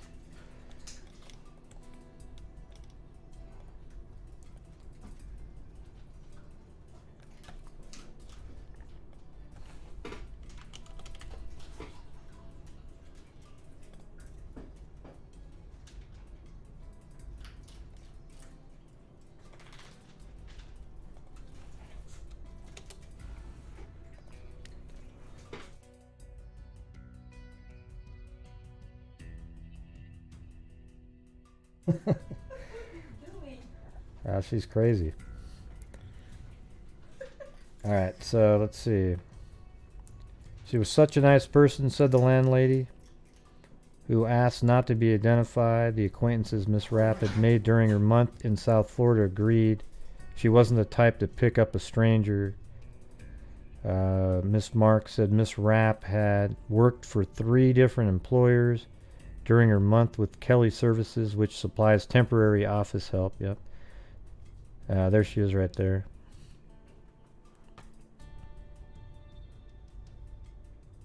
Yeah. If you believe that one, Rebel Rose. If you believe that. Okay. All the people she worked with here told Miss Mark that Miss Rapp... let's see, what are we on here? Was a fine person. They just couldn't believe from her background and conversation that anything like this could happen. She wasn't flighty or flirty, nothing like that. The landlady said Miss Rapp lived quietly with her pet cat and had few visitors. Yeah, I'm not really buddies with her anymore there, Rebel Rose. I don't even believe the story. She's one of those cancel culture people.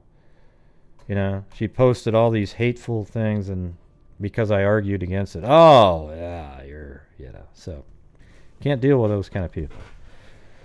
Hey, thanks, Pilot Pete. Oh, really? Weird. Same mall and everything, huh?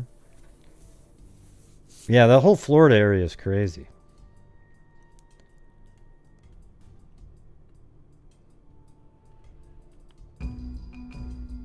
Yeah, I mean, but I'm not sure why people actually believe a story like that. What are the odds of that? Come on. Jesus.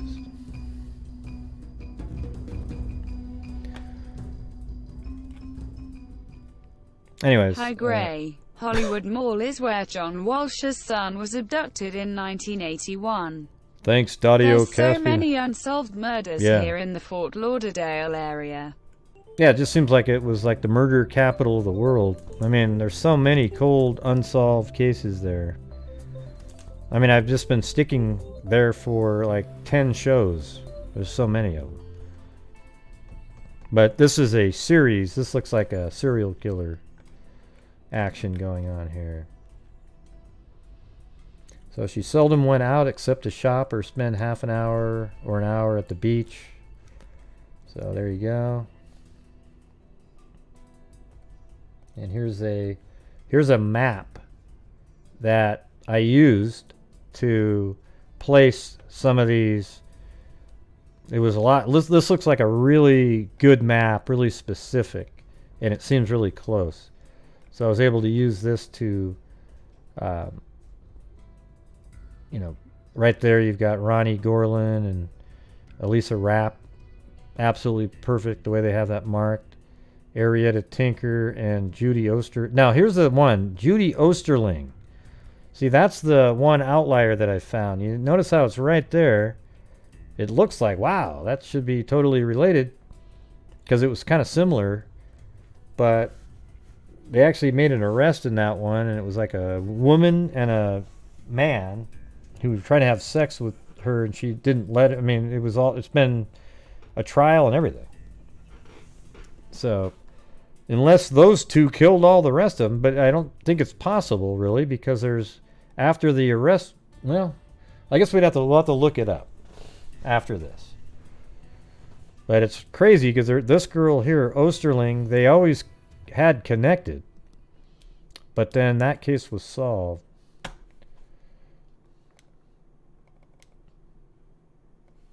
See, look how massive this story is, this article here.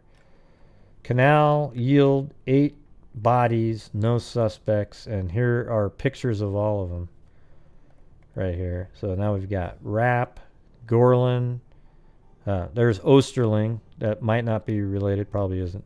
Tinker, Fox, Schreiber, Zetterower, and Losch.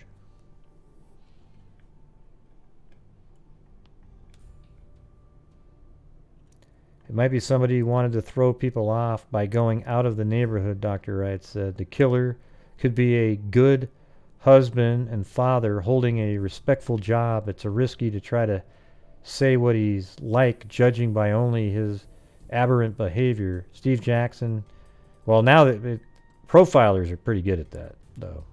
This is before that, though, 1975.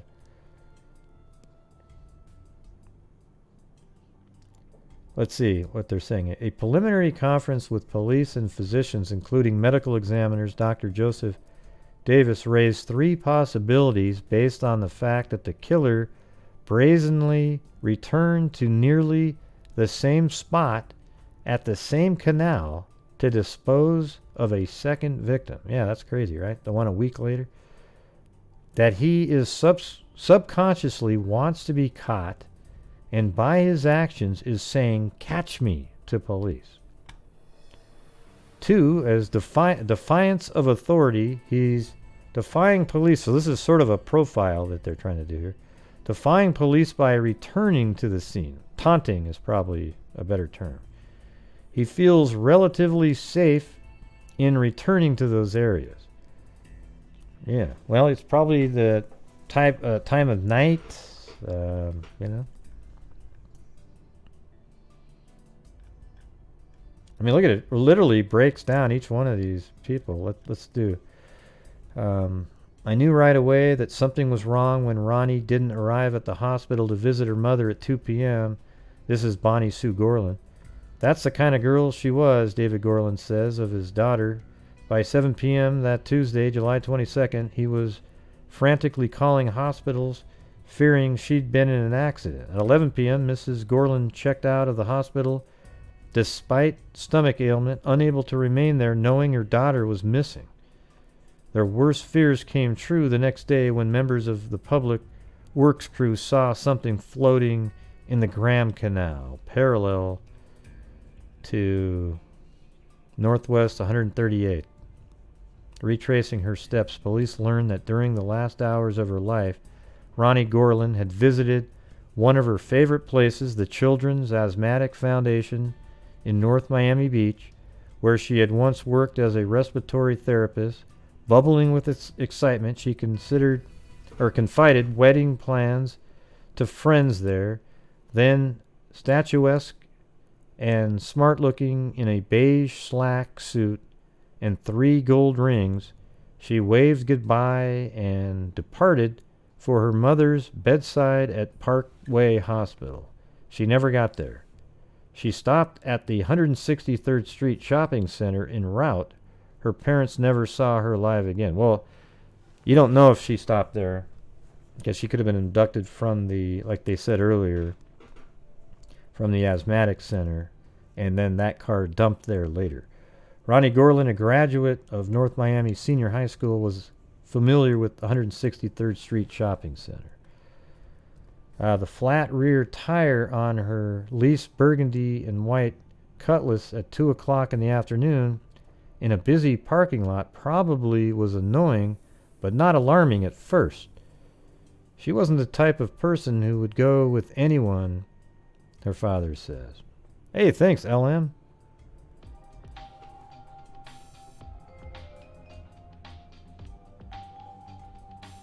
Yeah. Yeah, once I get everybody back on track, LM, it's just fine. Yep.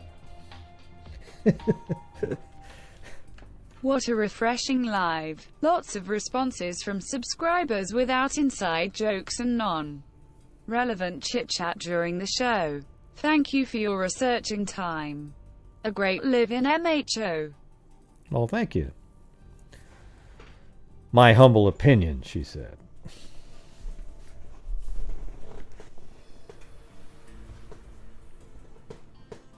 Yeah. Yeah, there's definitely a serial killer here. Which murders here they were involved with, we don't know. But, I mean, I think the odds... I'm not one of those people that believes in coincidences that much. And to have this many bodies in such a short amount of time dumped in canals, all in this tiny little area, you know, there might even be 2 serial killers here. You know, feeding off of each other, like, oh, he dumped him in that canal, I'll do this one, you know.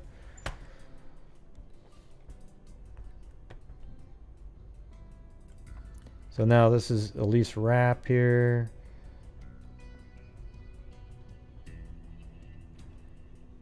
Let's see, left me behind to go to the Hollywood Mall shopping center. While she shopped, someone or something flattened the left front tire. Wow, so her tire was flat too. Wow, look at that. They didn't say that earlier. So that means Ronnie Sue Gorland's had a flat tire. And then look at this. Let's see. Right here. While she shopped, someone or something flattened the left front tire. When she returned to, and see, that would be one that you would notice more easily, right? Her mother, motherly landlady, fond of the young woman, only child of a Long Island drapery. Which tire was it on this car, though? I bet you it was the same one. No, it's a rear tire. The flat rear tire on her leased burgundy and white Cutlass. I wonder if it was on the driver's side, though. See, I think I would put it on the... If I was going to be somebody that was going to trap and want them to make sure that they saw it, I would put it on the driver's side, either the rear or the front.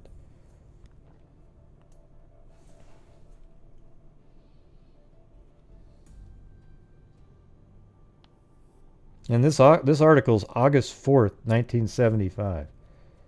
So right around the same time. So let's see. Police have no doubt that the same killer stripped and drowned the young women who both were last seen alone. Oh, see, there you go. They think no matter what, it's the same killer.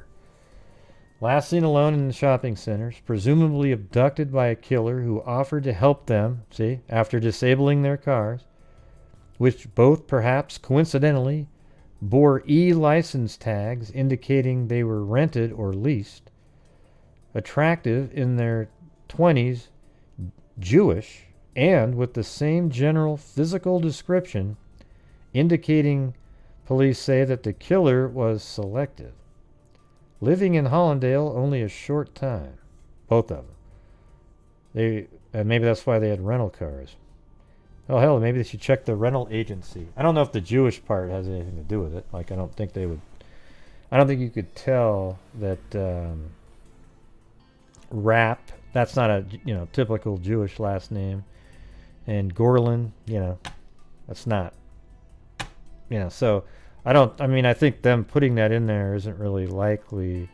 It does seem like the some of the other elements. Let's see, living in Hollandale. The rental car is interesting.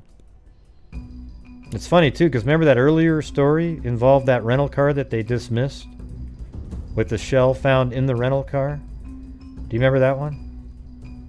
Pretty weird. Love our subscribers in Authentic Freak family. That's Love right. your heart. Yeah, we got the best, I think it's probably, the best, what do you call it, family in the true crime world. It's awesome. Yeah. So, it's German. I don't know if it's, I don't know if you, I think the fact that they're both Jewish is coincidental. I think the rental car thing is interesting, and it's interesting that they dismissed that rental car that had the .45 caliber bullet in it and it drove all those extra miles and had that grass underneath it. So now you sort of wonder, hey, did the killer possibly have something to do with rental cars? Maybe I want to go back and look at that one again. They left wearing one item. Ronnie Gorland, her sandals. Elise Rapp, a necklace bearing a small charm. So both of them only had one. Okay, now this one did say it had a Hebrew symbol on it. So that would have let the killer know that she was Jewish. Reported missing quickly. As distinct as the similarities in their deaths are the differences in the 6 Broward killings also are marked. Only 2 of the Broward girls were reported missing, police say, before their bodies were found. See, the killer wanted them to be found. You know, they were just thrown in canals, and they were found easily, all pretty quick. You know, it wasn't like there was any time spent to bury them or... Nah, I don't agree with that area 4 a.m. That's a dumb comment. You sound like a freaking whack job. I'm gonna have to get you out of here. Sorry. Good luck.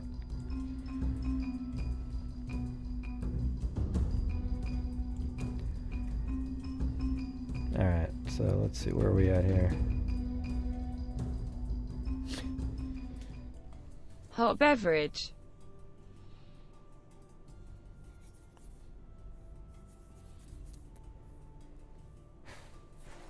Let's see, all but one was a teenager, and Broward Sheriff's Office spokesman says the lifestyle of many of the victims led to their deaths. Now that's sort of a common thing. Now this Judith Ann Osterling. Okay, let's just quickly diverge onto this for a second. Judith Ann Osterling left her Indiana home in the summer of 1974. She had not called or written. Hitchhiking was her only way of getting around. Miss Osterling, 20, last was seen alive, returning to her Broward home from her massage parlor job. 2 days later, she was found floating in a canal. See, wow, look at that. Barely north of the Jade Broward line, clothed in blue halter top and blue jeans with a butterfly on her leg. She had drowned after a severe beating.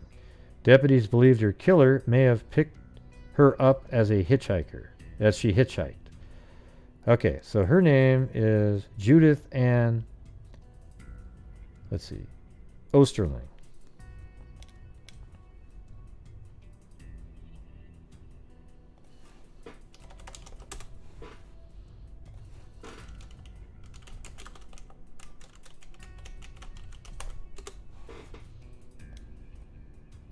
Okay.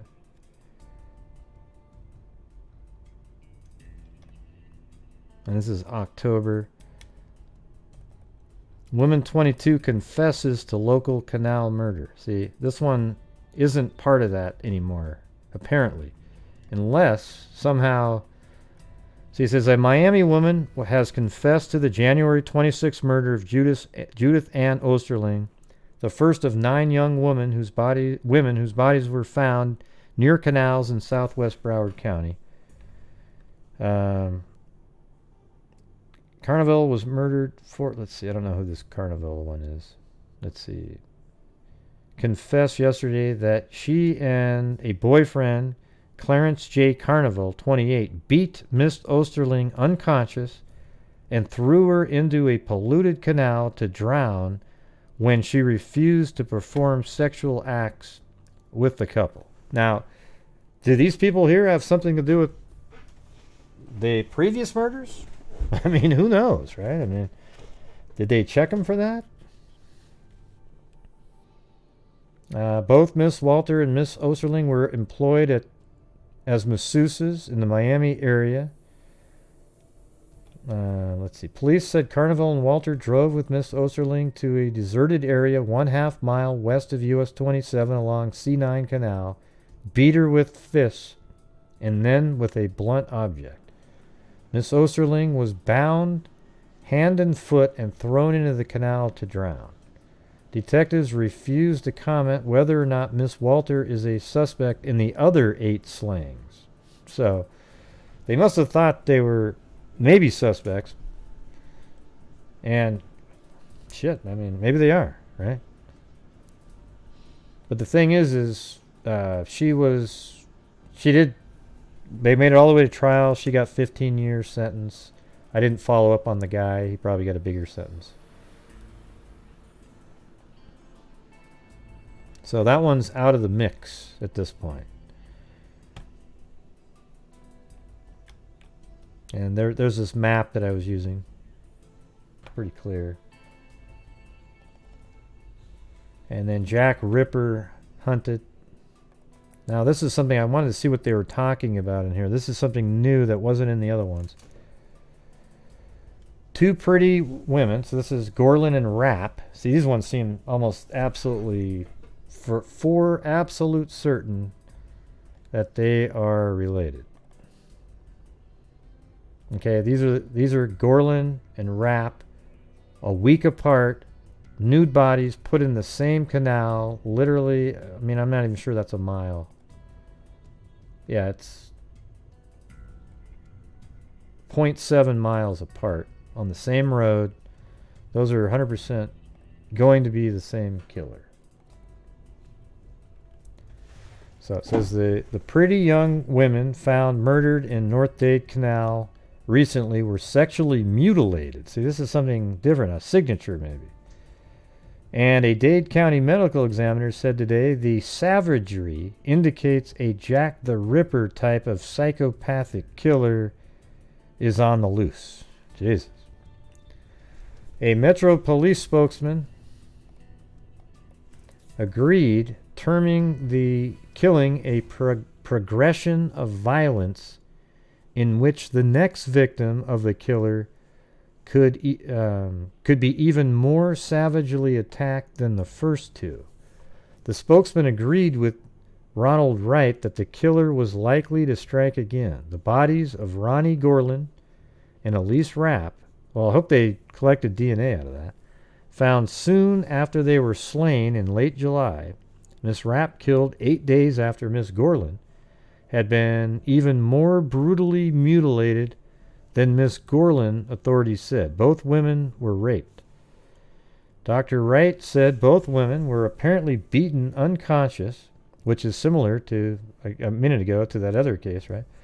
Apparently beaten unconscious before they were sexually assaulted and then dumped into the canal near the intersection of US 27 and Palmetto Expressway. So again, like I was saying, it's very near that 27 that leads to where the other bodies are. Their bodies were nude except for a necklace with the Hebrew letter for life on one woman and shoes on the other. For life, I think that's the L'chaim symbol. Dr. Wright said police were fortunate that the bodies of the two young women were found so soon after they died because of the degree of mutilation cannot be determined in a badly decomposed body. The early discovery is helping the police investigation. Whoever killed them, Dr. Wright said, is the same kind of person as Jack the Ripper, and I believe he is rapidly accumulating a number of victims. Dr. Wright said he had examined a total of 5 bodies of young women killed in the last few months in Dade County.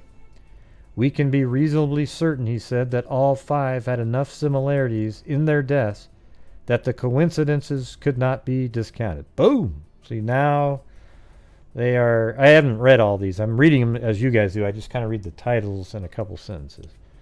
You know, I just collect all the stuff that seems relevant. And so now we're really starting to look like they know for certain.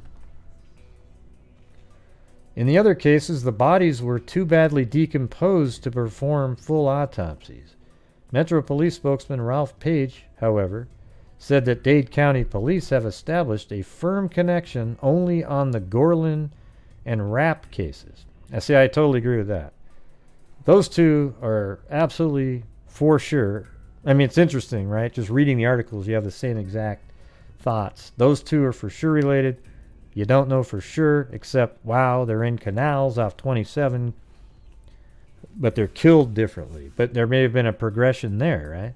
Or maybe they were trying to figure out their MO. You know, you shoot one, well, that just didn't do it for me. Then the next one you do a certain thing, and then boom, boom, boom, and then you keep evolving as you go. I don't know. The Ripper was never caught. Wright suggests that as many as 12 young women slain in South Florida could have been victims of the same killer. They're including Osterling, but she's not part of that. She was the 12, or one of the 12. He even drew a mental picture of the psychopath, Wright said. He believes he is a white man. Hey, look at this. He's a profiler, this guy. He believes he's a white man in his 20s. He is relatively physically attractive, he said. He dresses well. The kind of person you would not be afraid of in a shopping center.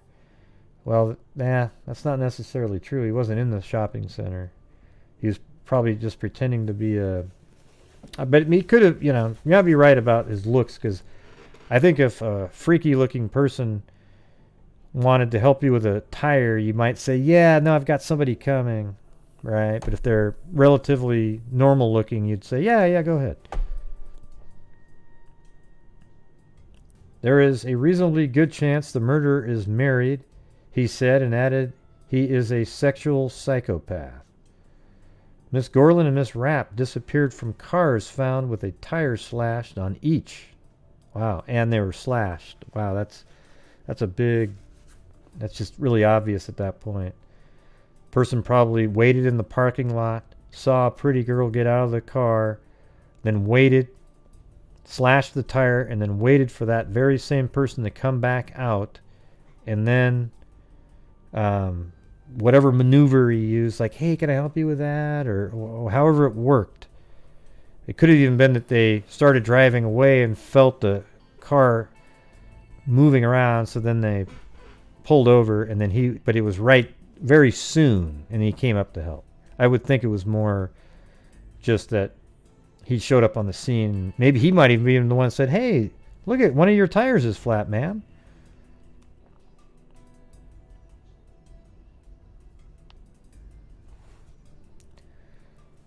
Let's see. They fight back. He may carry a gun. The sexual mutilation about the two women cannot be accomplished unless the girls cannot fight back. They have to be beaten senseless first. Fear of apprehension is what I wonder. I'd like to know. I mean, it's kind of gross, but I want to know what the actual mutilation was.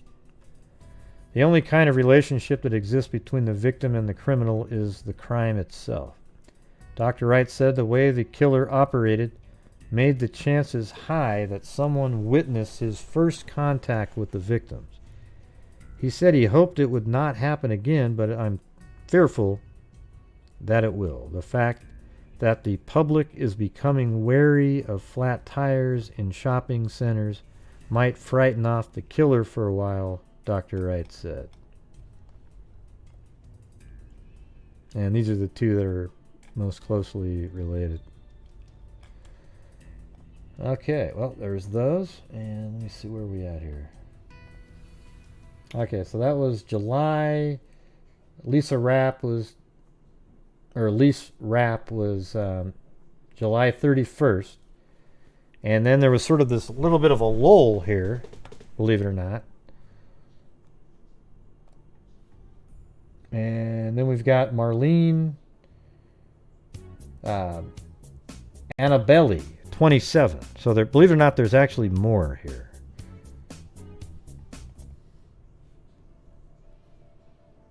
And we don't know, some of these might not be related.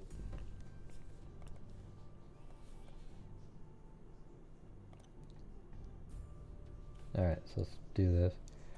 Sheriff detectives were still working today to make positive identification of a young woman whose strangled body was found Sunday in a desolate area off a dirt road west of Cooper City.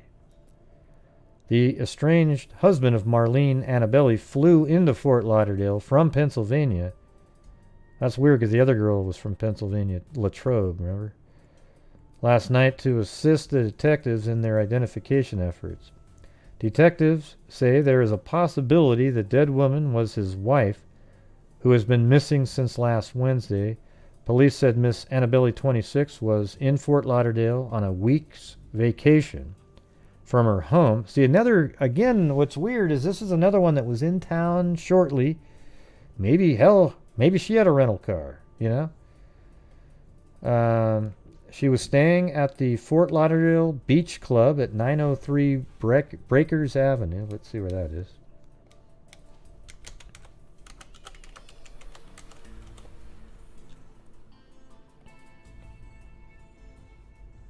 Yeah, see? It's not far away from all of this.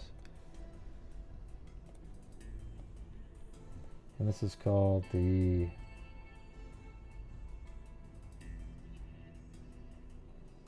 Lauderdale Beach Club.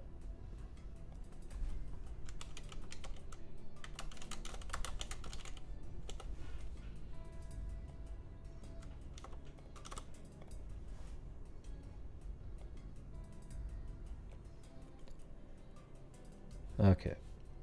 So that's where she was staying for that week.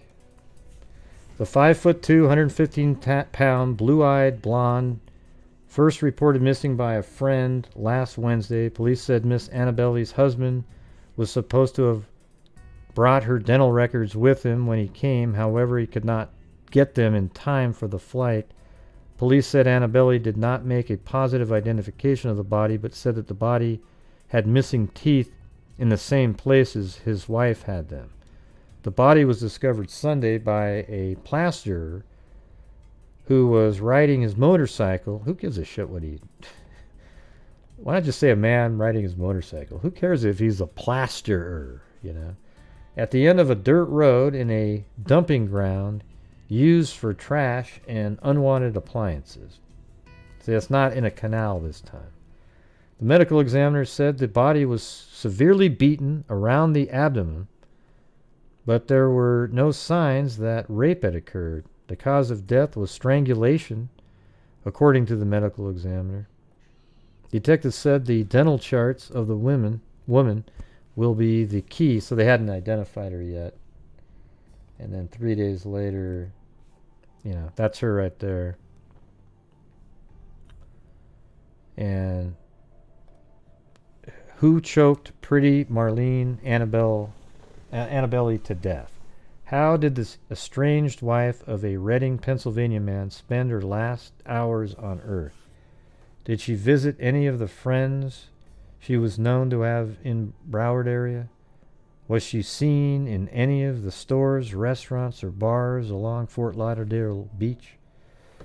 These are only a few of the questions that Broward Sheriff's Office detectives are asking. Miss Annabelli flew to Fort Lauderdale and called friends who lived in Sunrise. The friends drove to her beach club and helped her check in October 15th. Hotel officials say that there was nothing unusual about her appearance or behavior while she was a guest.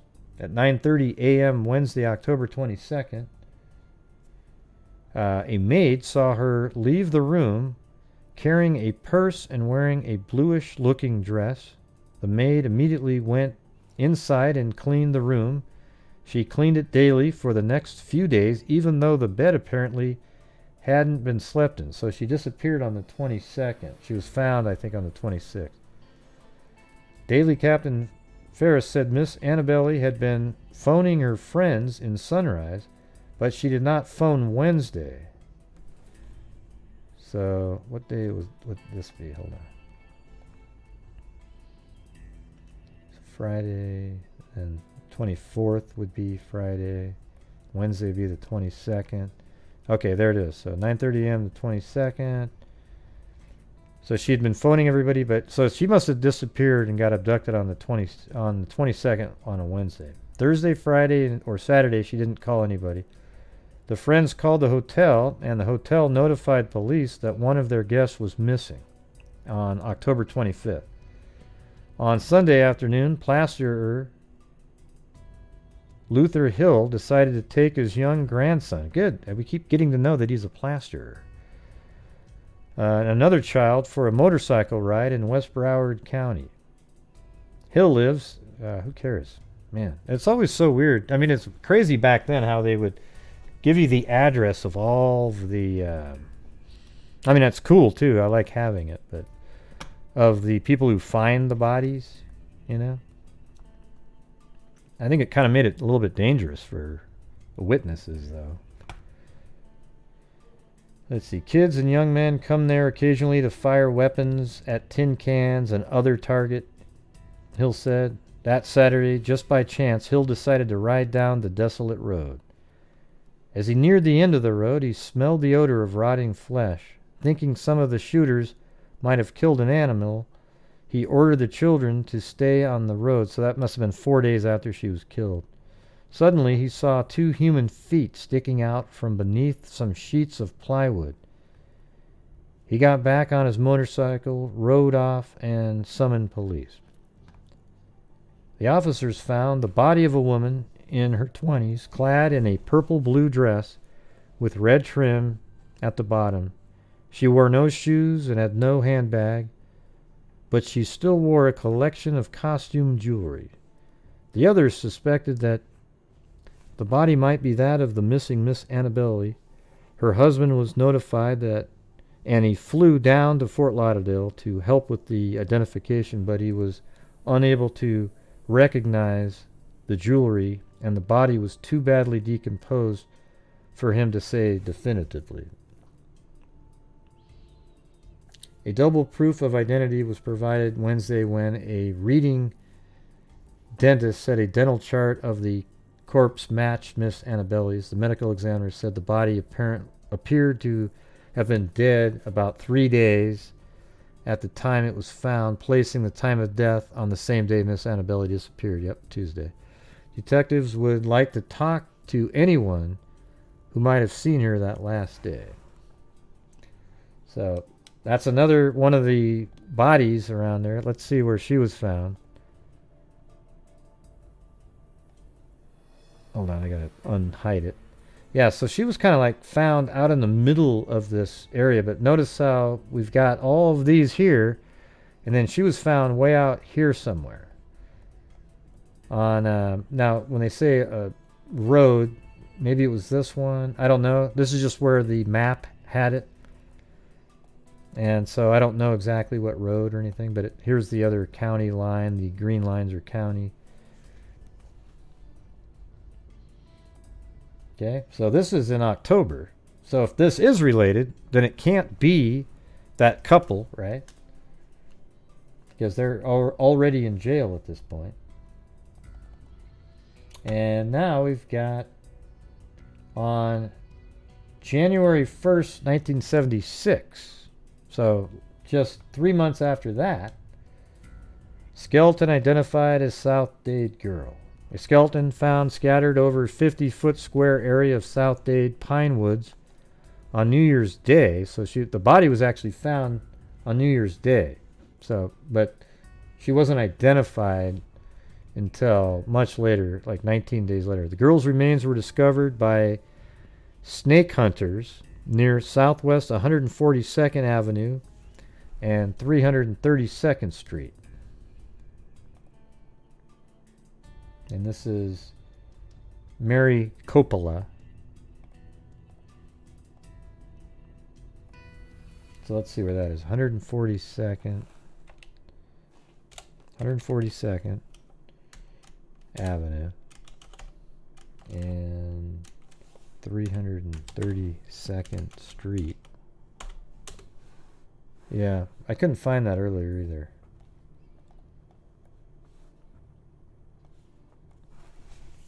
Police have not determined the cause of death yet, but they speculated that Miss Coppola had been dead for about 3 months. Wow, so that means now she disappears right in the heat of all that, September, right?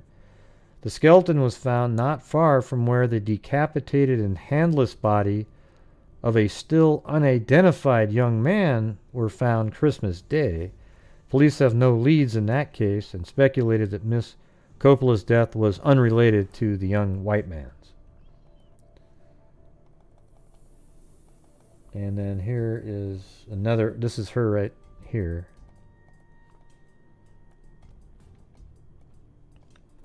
When Miss Mary Coppola gave her daughter a lift last September 2nd to Genesis Outreach, a South Dade counseling center for troubled youth, she drove away without knowing she would never see Mary Ann again. This is Mary Ann Coppola. Reported by her parents as missing person the same day, Mary did not show up for her first day as a sophomore at South Dade High School. By anyone's guess, she had run away from home without taking along anything but the clothes she was wearing. 3 youths on New Year's Day snake hunt to a wooded South Dade pine field discovered a human skull, leading police to a badly decomposed body that only Monday was identified as Mary's. Metro Police still are trying to determine what happened to Mary of 21825 Southwest 209th Avenue between the time her mother dropped her off on September 2nd and the time she got to the field at about Southwest 142nd Avenue and 432nd Street. Yeah, see, now that says 400. Let's see if that works.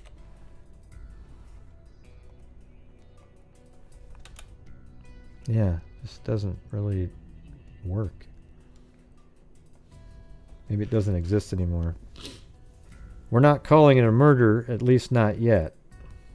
That's because Dr. Ronald Wright, Assistant Dade County Medical Examiner, could find no physical evidence of foul play during... Yeah, well, usually when somebody's strangled to death, you're not going to find much after they decompose, except for the possible hyoid bone being broken. But that doesn't always get broken. We're still investigating, said Wright, adding that Mary probably died in early September, shortly after she disappeared. That's the assessment by Peter Hoffman, the school's assistant principal. She was quiet, inward person whom people remembered, even though she appeared to want to be inconspicuous.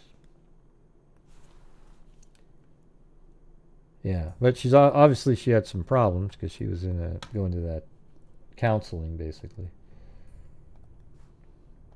All right, so I think I have a map later that might show where she was, so we'll have to check that out. Now we've got one more here. Michelle Winters on January 11th, 1976. So that's what I'm saying. All of these are within a year. That's crazy shit, man. All right, so body of a 17-year-old found in area canal. Now we're back to the canals again. A 17-year-old Fort Lauderdale girl missing since December 30th was found yesterday strangled to death with her own purse strap and floating in the Snake Creek Canal. The body of Michelle Andrea Winters, who had lived at 2348 Northeast 7th Place. Let me get that.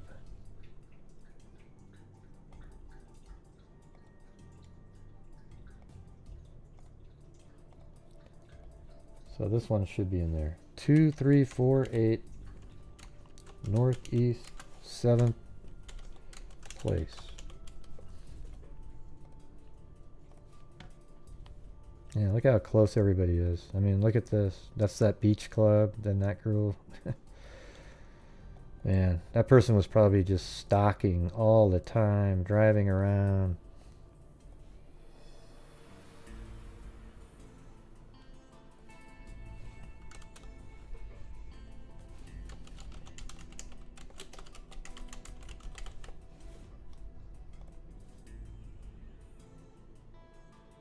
Okay, so she lived right here.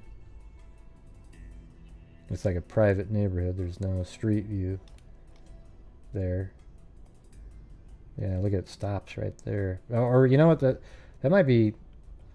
Let's see if that was even there. Well, it had to have been there, right? Yeah, so... That's in 1995. Had to be there.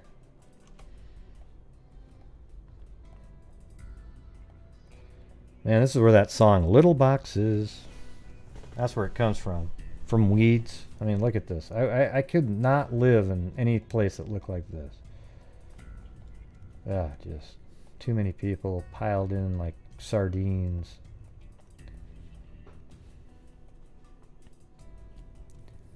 Yeah, it's a good one. The body of Michelle Andrea Winters, who had lived at 2348 Northeast 7th Place before leaving home last month, was found face down in the canal less than a mile south of Hollywood Boulevard, west of Flamingo Road. Miss Winters is the 9th woman found murdered in or near a Broward or North Dade canal in the last 11 months. M-U-N-T-S. 2 Miami men, Morris Goff and Rick Harrell, found the body. Both of them were welders. I'm just kidding, it doesn't say that. The strap from Miss Winter's shoulder bag was twisted tightly around her throat. A dark-colored scarf. So that means she must have been really decomposed, but it was still around her neck because she went missing December 30th and was found, around the 10th or so. She'd been dead I guess it only says 2 or 3 days when she was found, so maybe not too bad then. In the canal at 10:44 a.m., an autopsy showed that Miss Winters died of strangulation. Miss Winters' body was fully clothed except for her shoes. There was no sign that she had been sexually assaulted. That's interesting. Why would the shoes be off? And this is her right there. Another blonde, parted down the middle on the side, but that's kind of the hairstyle people had back then. That's why a lot of Bundy's victims, he had a certain look. He liked the brunettes, but remember how it was parted in the middle? Because that's the style of hair people had. Nowadays, it'd be hard to find 4 people that had the same hairstyle.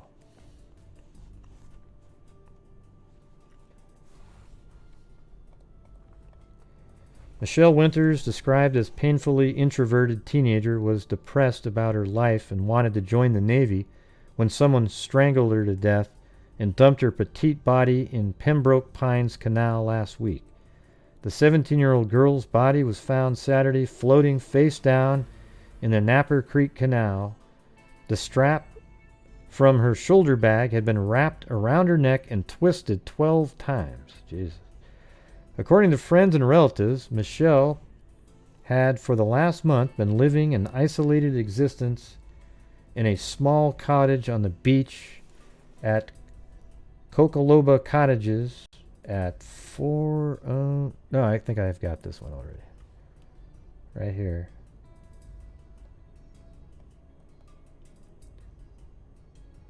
Well, that doesn't look right. That's the other one. 4348. I think that's supposed to be that one.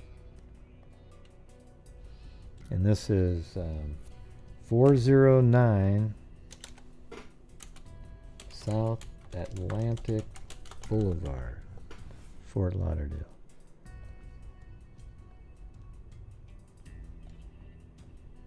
So I bet you there used to be a house there, I would imagine. Let's see.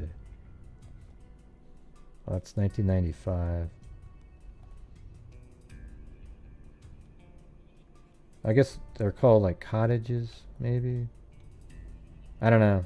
This is the address though, so I'm just gonna put a pin here. Maybe 20 years prior to 1995, they had something else going on there.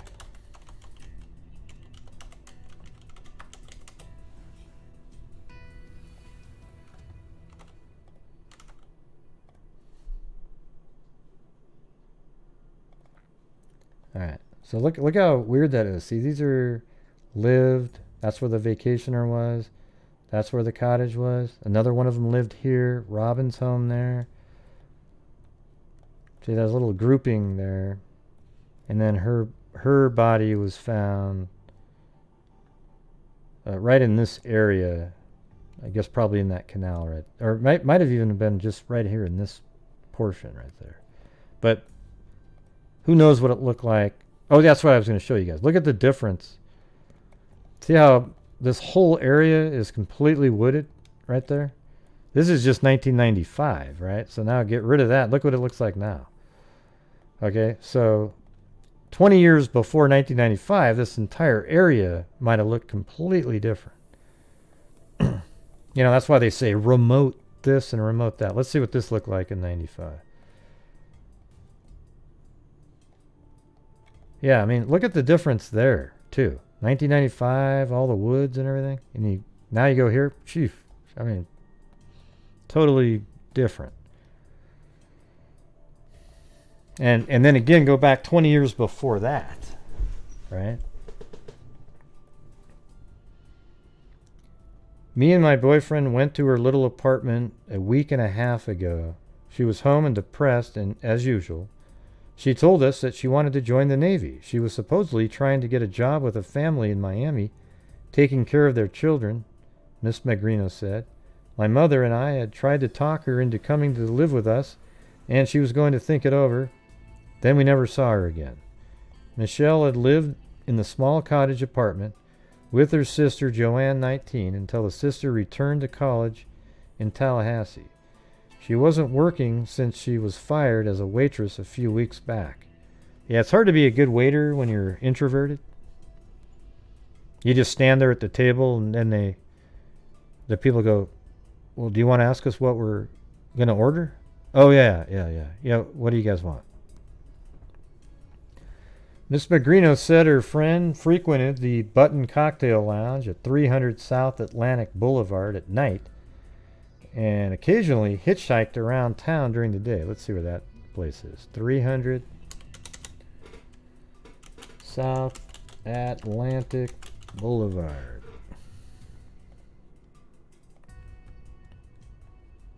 See, that's right near where she was staying.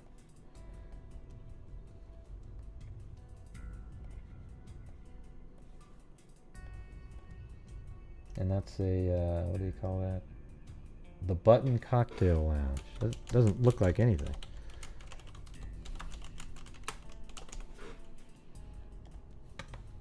Let's see if there's a street view right there,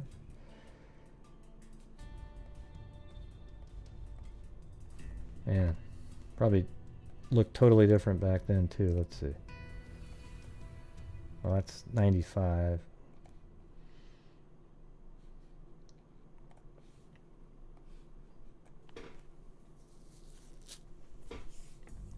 Michelle, Miss Magrino said, would call her late at night to talk about her problems, and she told me she used to call a woman at the Jewish Federation, too. Well, that's interesting. Now we do have another Jewish person. We were the only person she would talk to. She didn't get along with the parents. That's why she left home. Miss Martin Allen Winters, Michelle's mother, said she last saw her daughter December 30th when she and her husband drove their eldest daughter back to college. My daughter was a very well-liked and sweet girl, Miss Winters said today, but she had changed lately. She had always been the type of person that would champion the underdog. She could talk with anyone from 6 to 60, and she was a good student. But then, just before Christmas, she started playing hooky.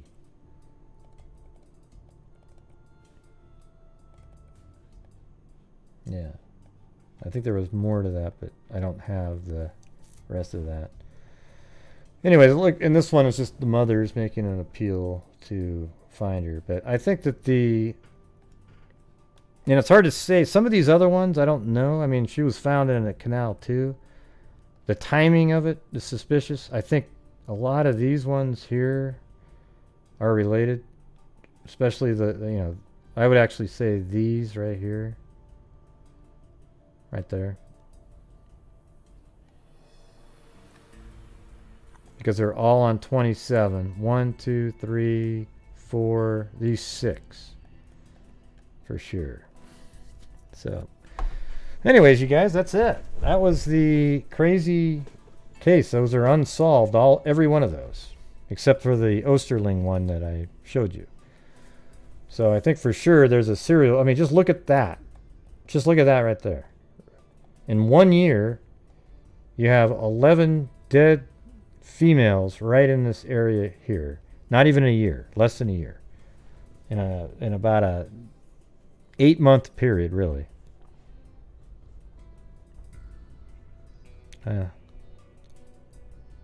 What does the name of the ME have to do with anything?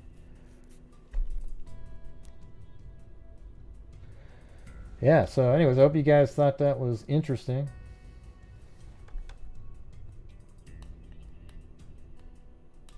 Yeah, it definitely seems like a serial killer to me. I mean, I'm 100% certain that 2 of them are related, and then all of a sudden you can start saying, okay, some of these other ones too. 2 of those 2, though, for sure. I think it was Gorland and Rapp. Those are 100% related. And They didn't know each other at all, and they were both killed exactly the same way. And then we have the other one where the girl was had a car too. So there's 3 of them. So they actually came up with 3 different names for this. They're called the Flat Tire Murders. But see, not all of them had that. So then the South Dade Killer, that seemed to make more sense to me. And then the other one was Tooth Fairy Killer. So, you know, since they're called Tooth Fairy Killer, I'm sort of wondering if that's how they were mutilated, that they had teeth taken out of their mouths. What do you think? Because why would you call it the Tooth Fairy Killer? I don't get that part. Yeah, so maybe that's how they were mutilated. I don't know. Yeah, who knows? I kind of want to look around to see if there's any similar, but there's so many cases that are similar like that, strangled and their body dumped, and what made these ones a little bit more like seemed like an MO signature type thing with the canals.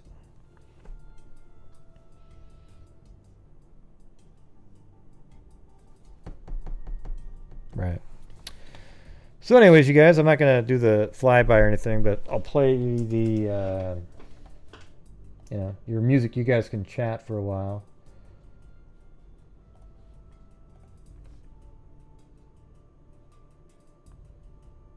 Let's see.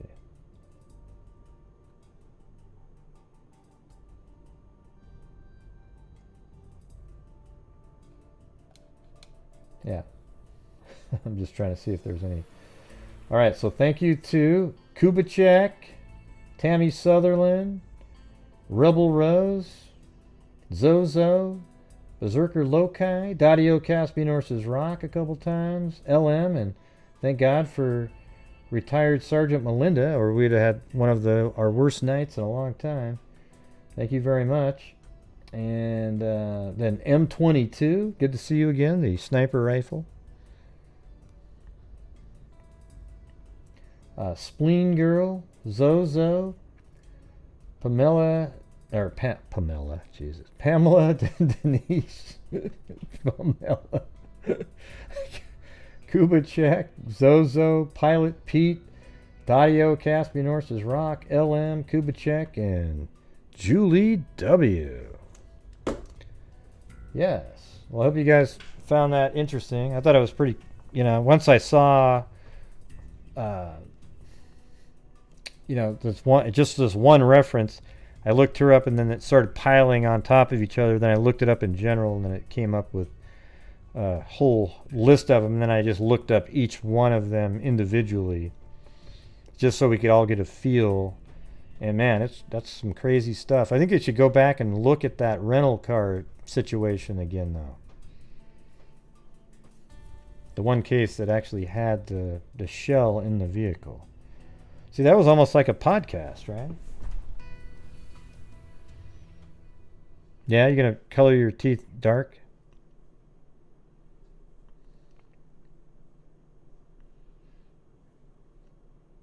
Yeah, they've just been cold this whole time.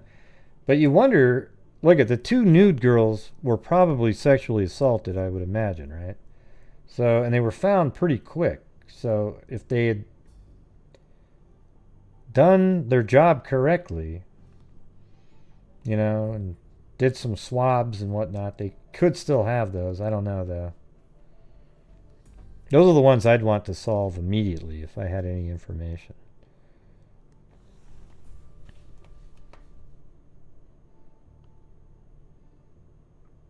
So, anyways, thank you guys all for showing up tonight.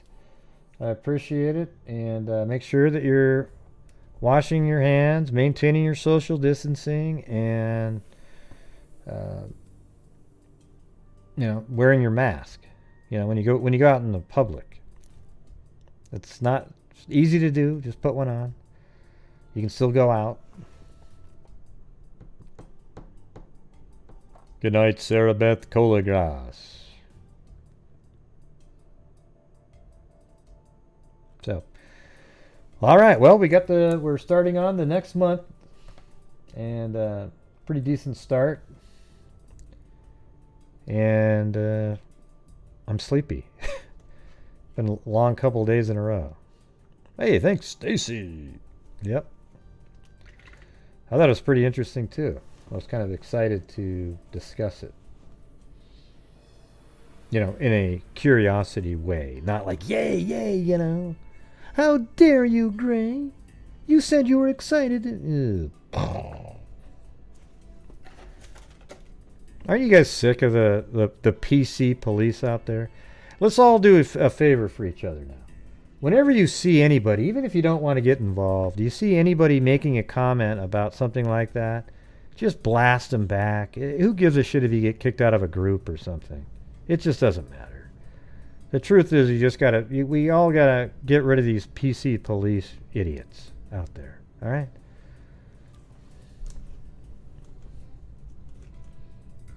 And I'm talking about the ones where, wow, I can't believe it. You're talking about true crime and you get donations on your channel. How about this? Do you ever call up IDTV or 60 Minutes and bitch about their ads during the breaks? Yeah, well, here's the thing is we don't make shit on the, you know, like literally we put a lot of work. I put more work in on this channel than any of the hosts on those shows, okay?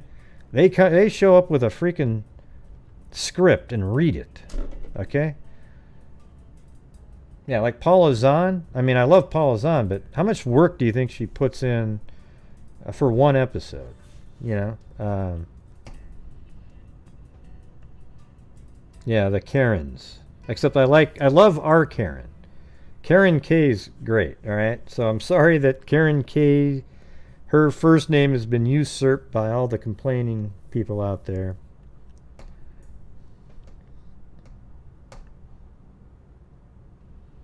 But just literally everybody, whenever you see people, just fight back against the insanity. The lunatics out there. The ones that bitch at every little thing, they try to make it into an issue. Just do it. All right? Okay, everybody, I'll get off of here and I'll play our favorite song after the rap. Okay?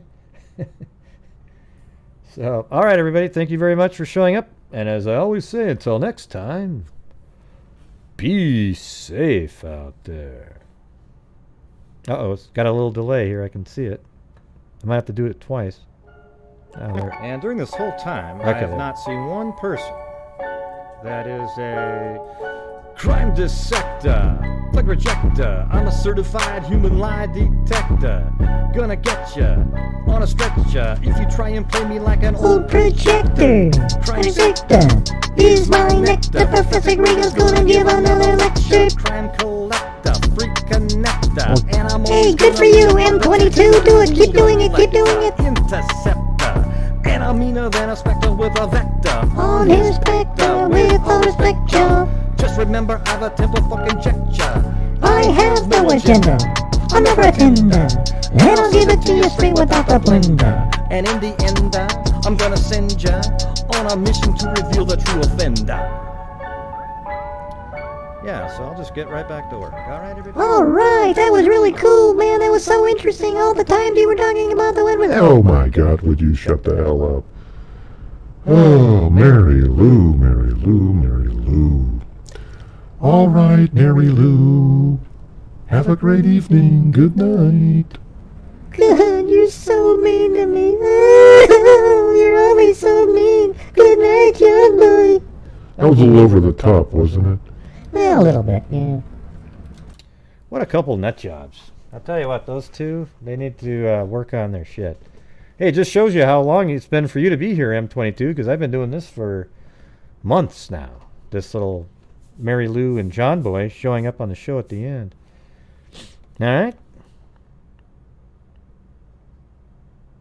So here we go with the fun music.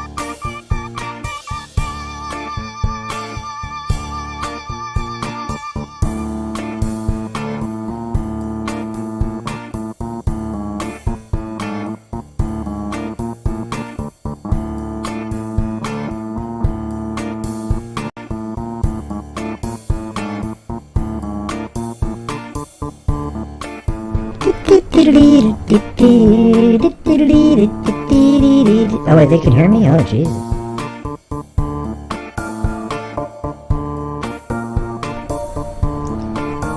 Yes, they could hear you. Jesus.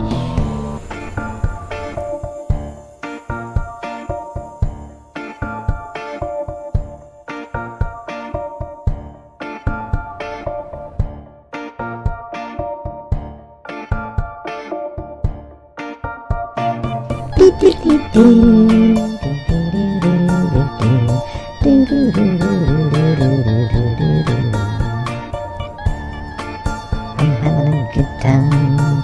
What about you, Jumbo? Jumbo, Jumbo, Jumbo, Jumbo. I'm having fun, Jumbo. I'm having fun, Jumbo. What about you, Jumbo? There's no lyrics to this song, Mary Lou. Well, I can do it if I want to. I'm having fun. I'm having fun. I'm having fun. I'm having fun. Diddle-diddle-doo.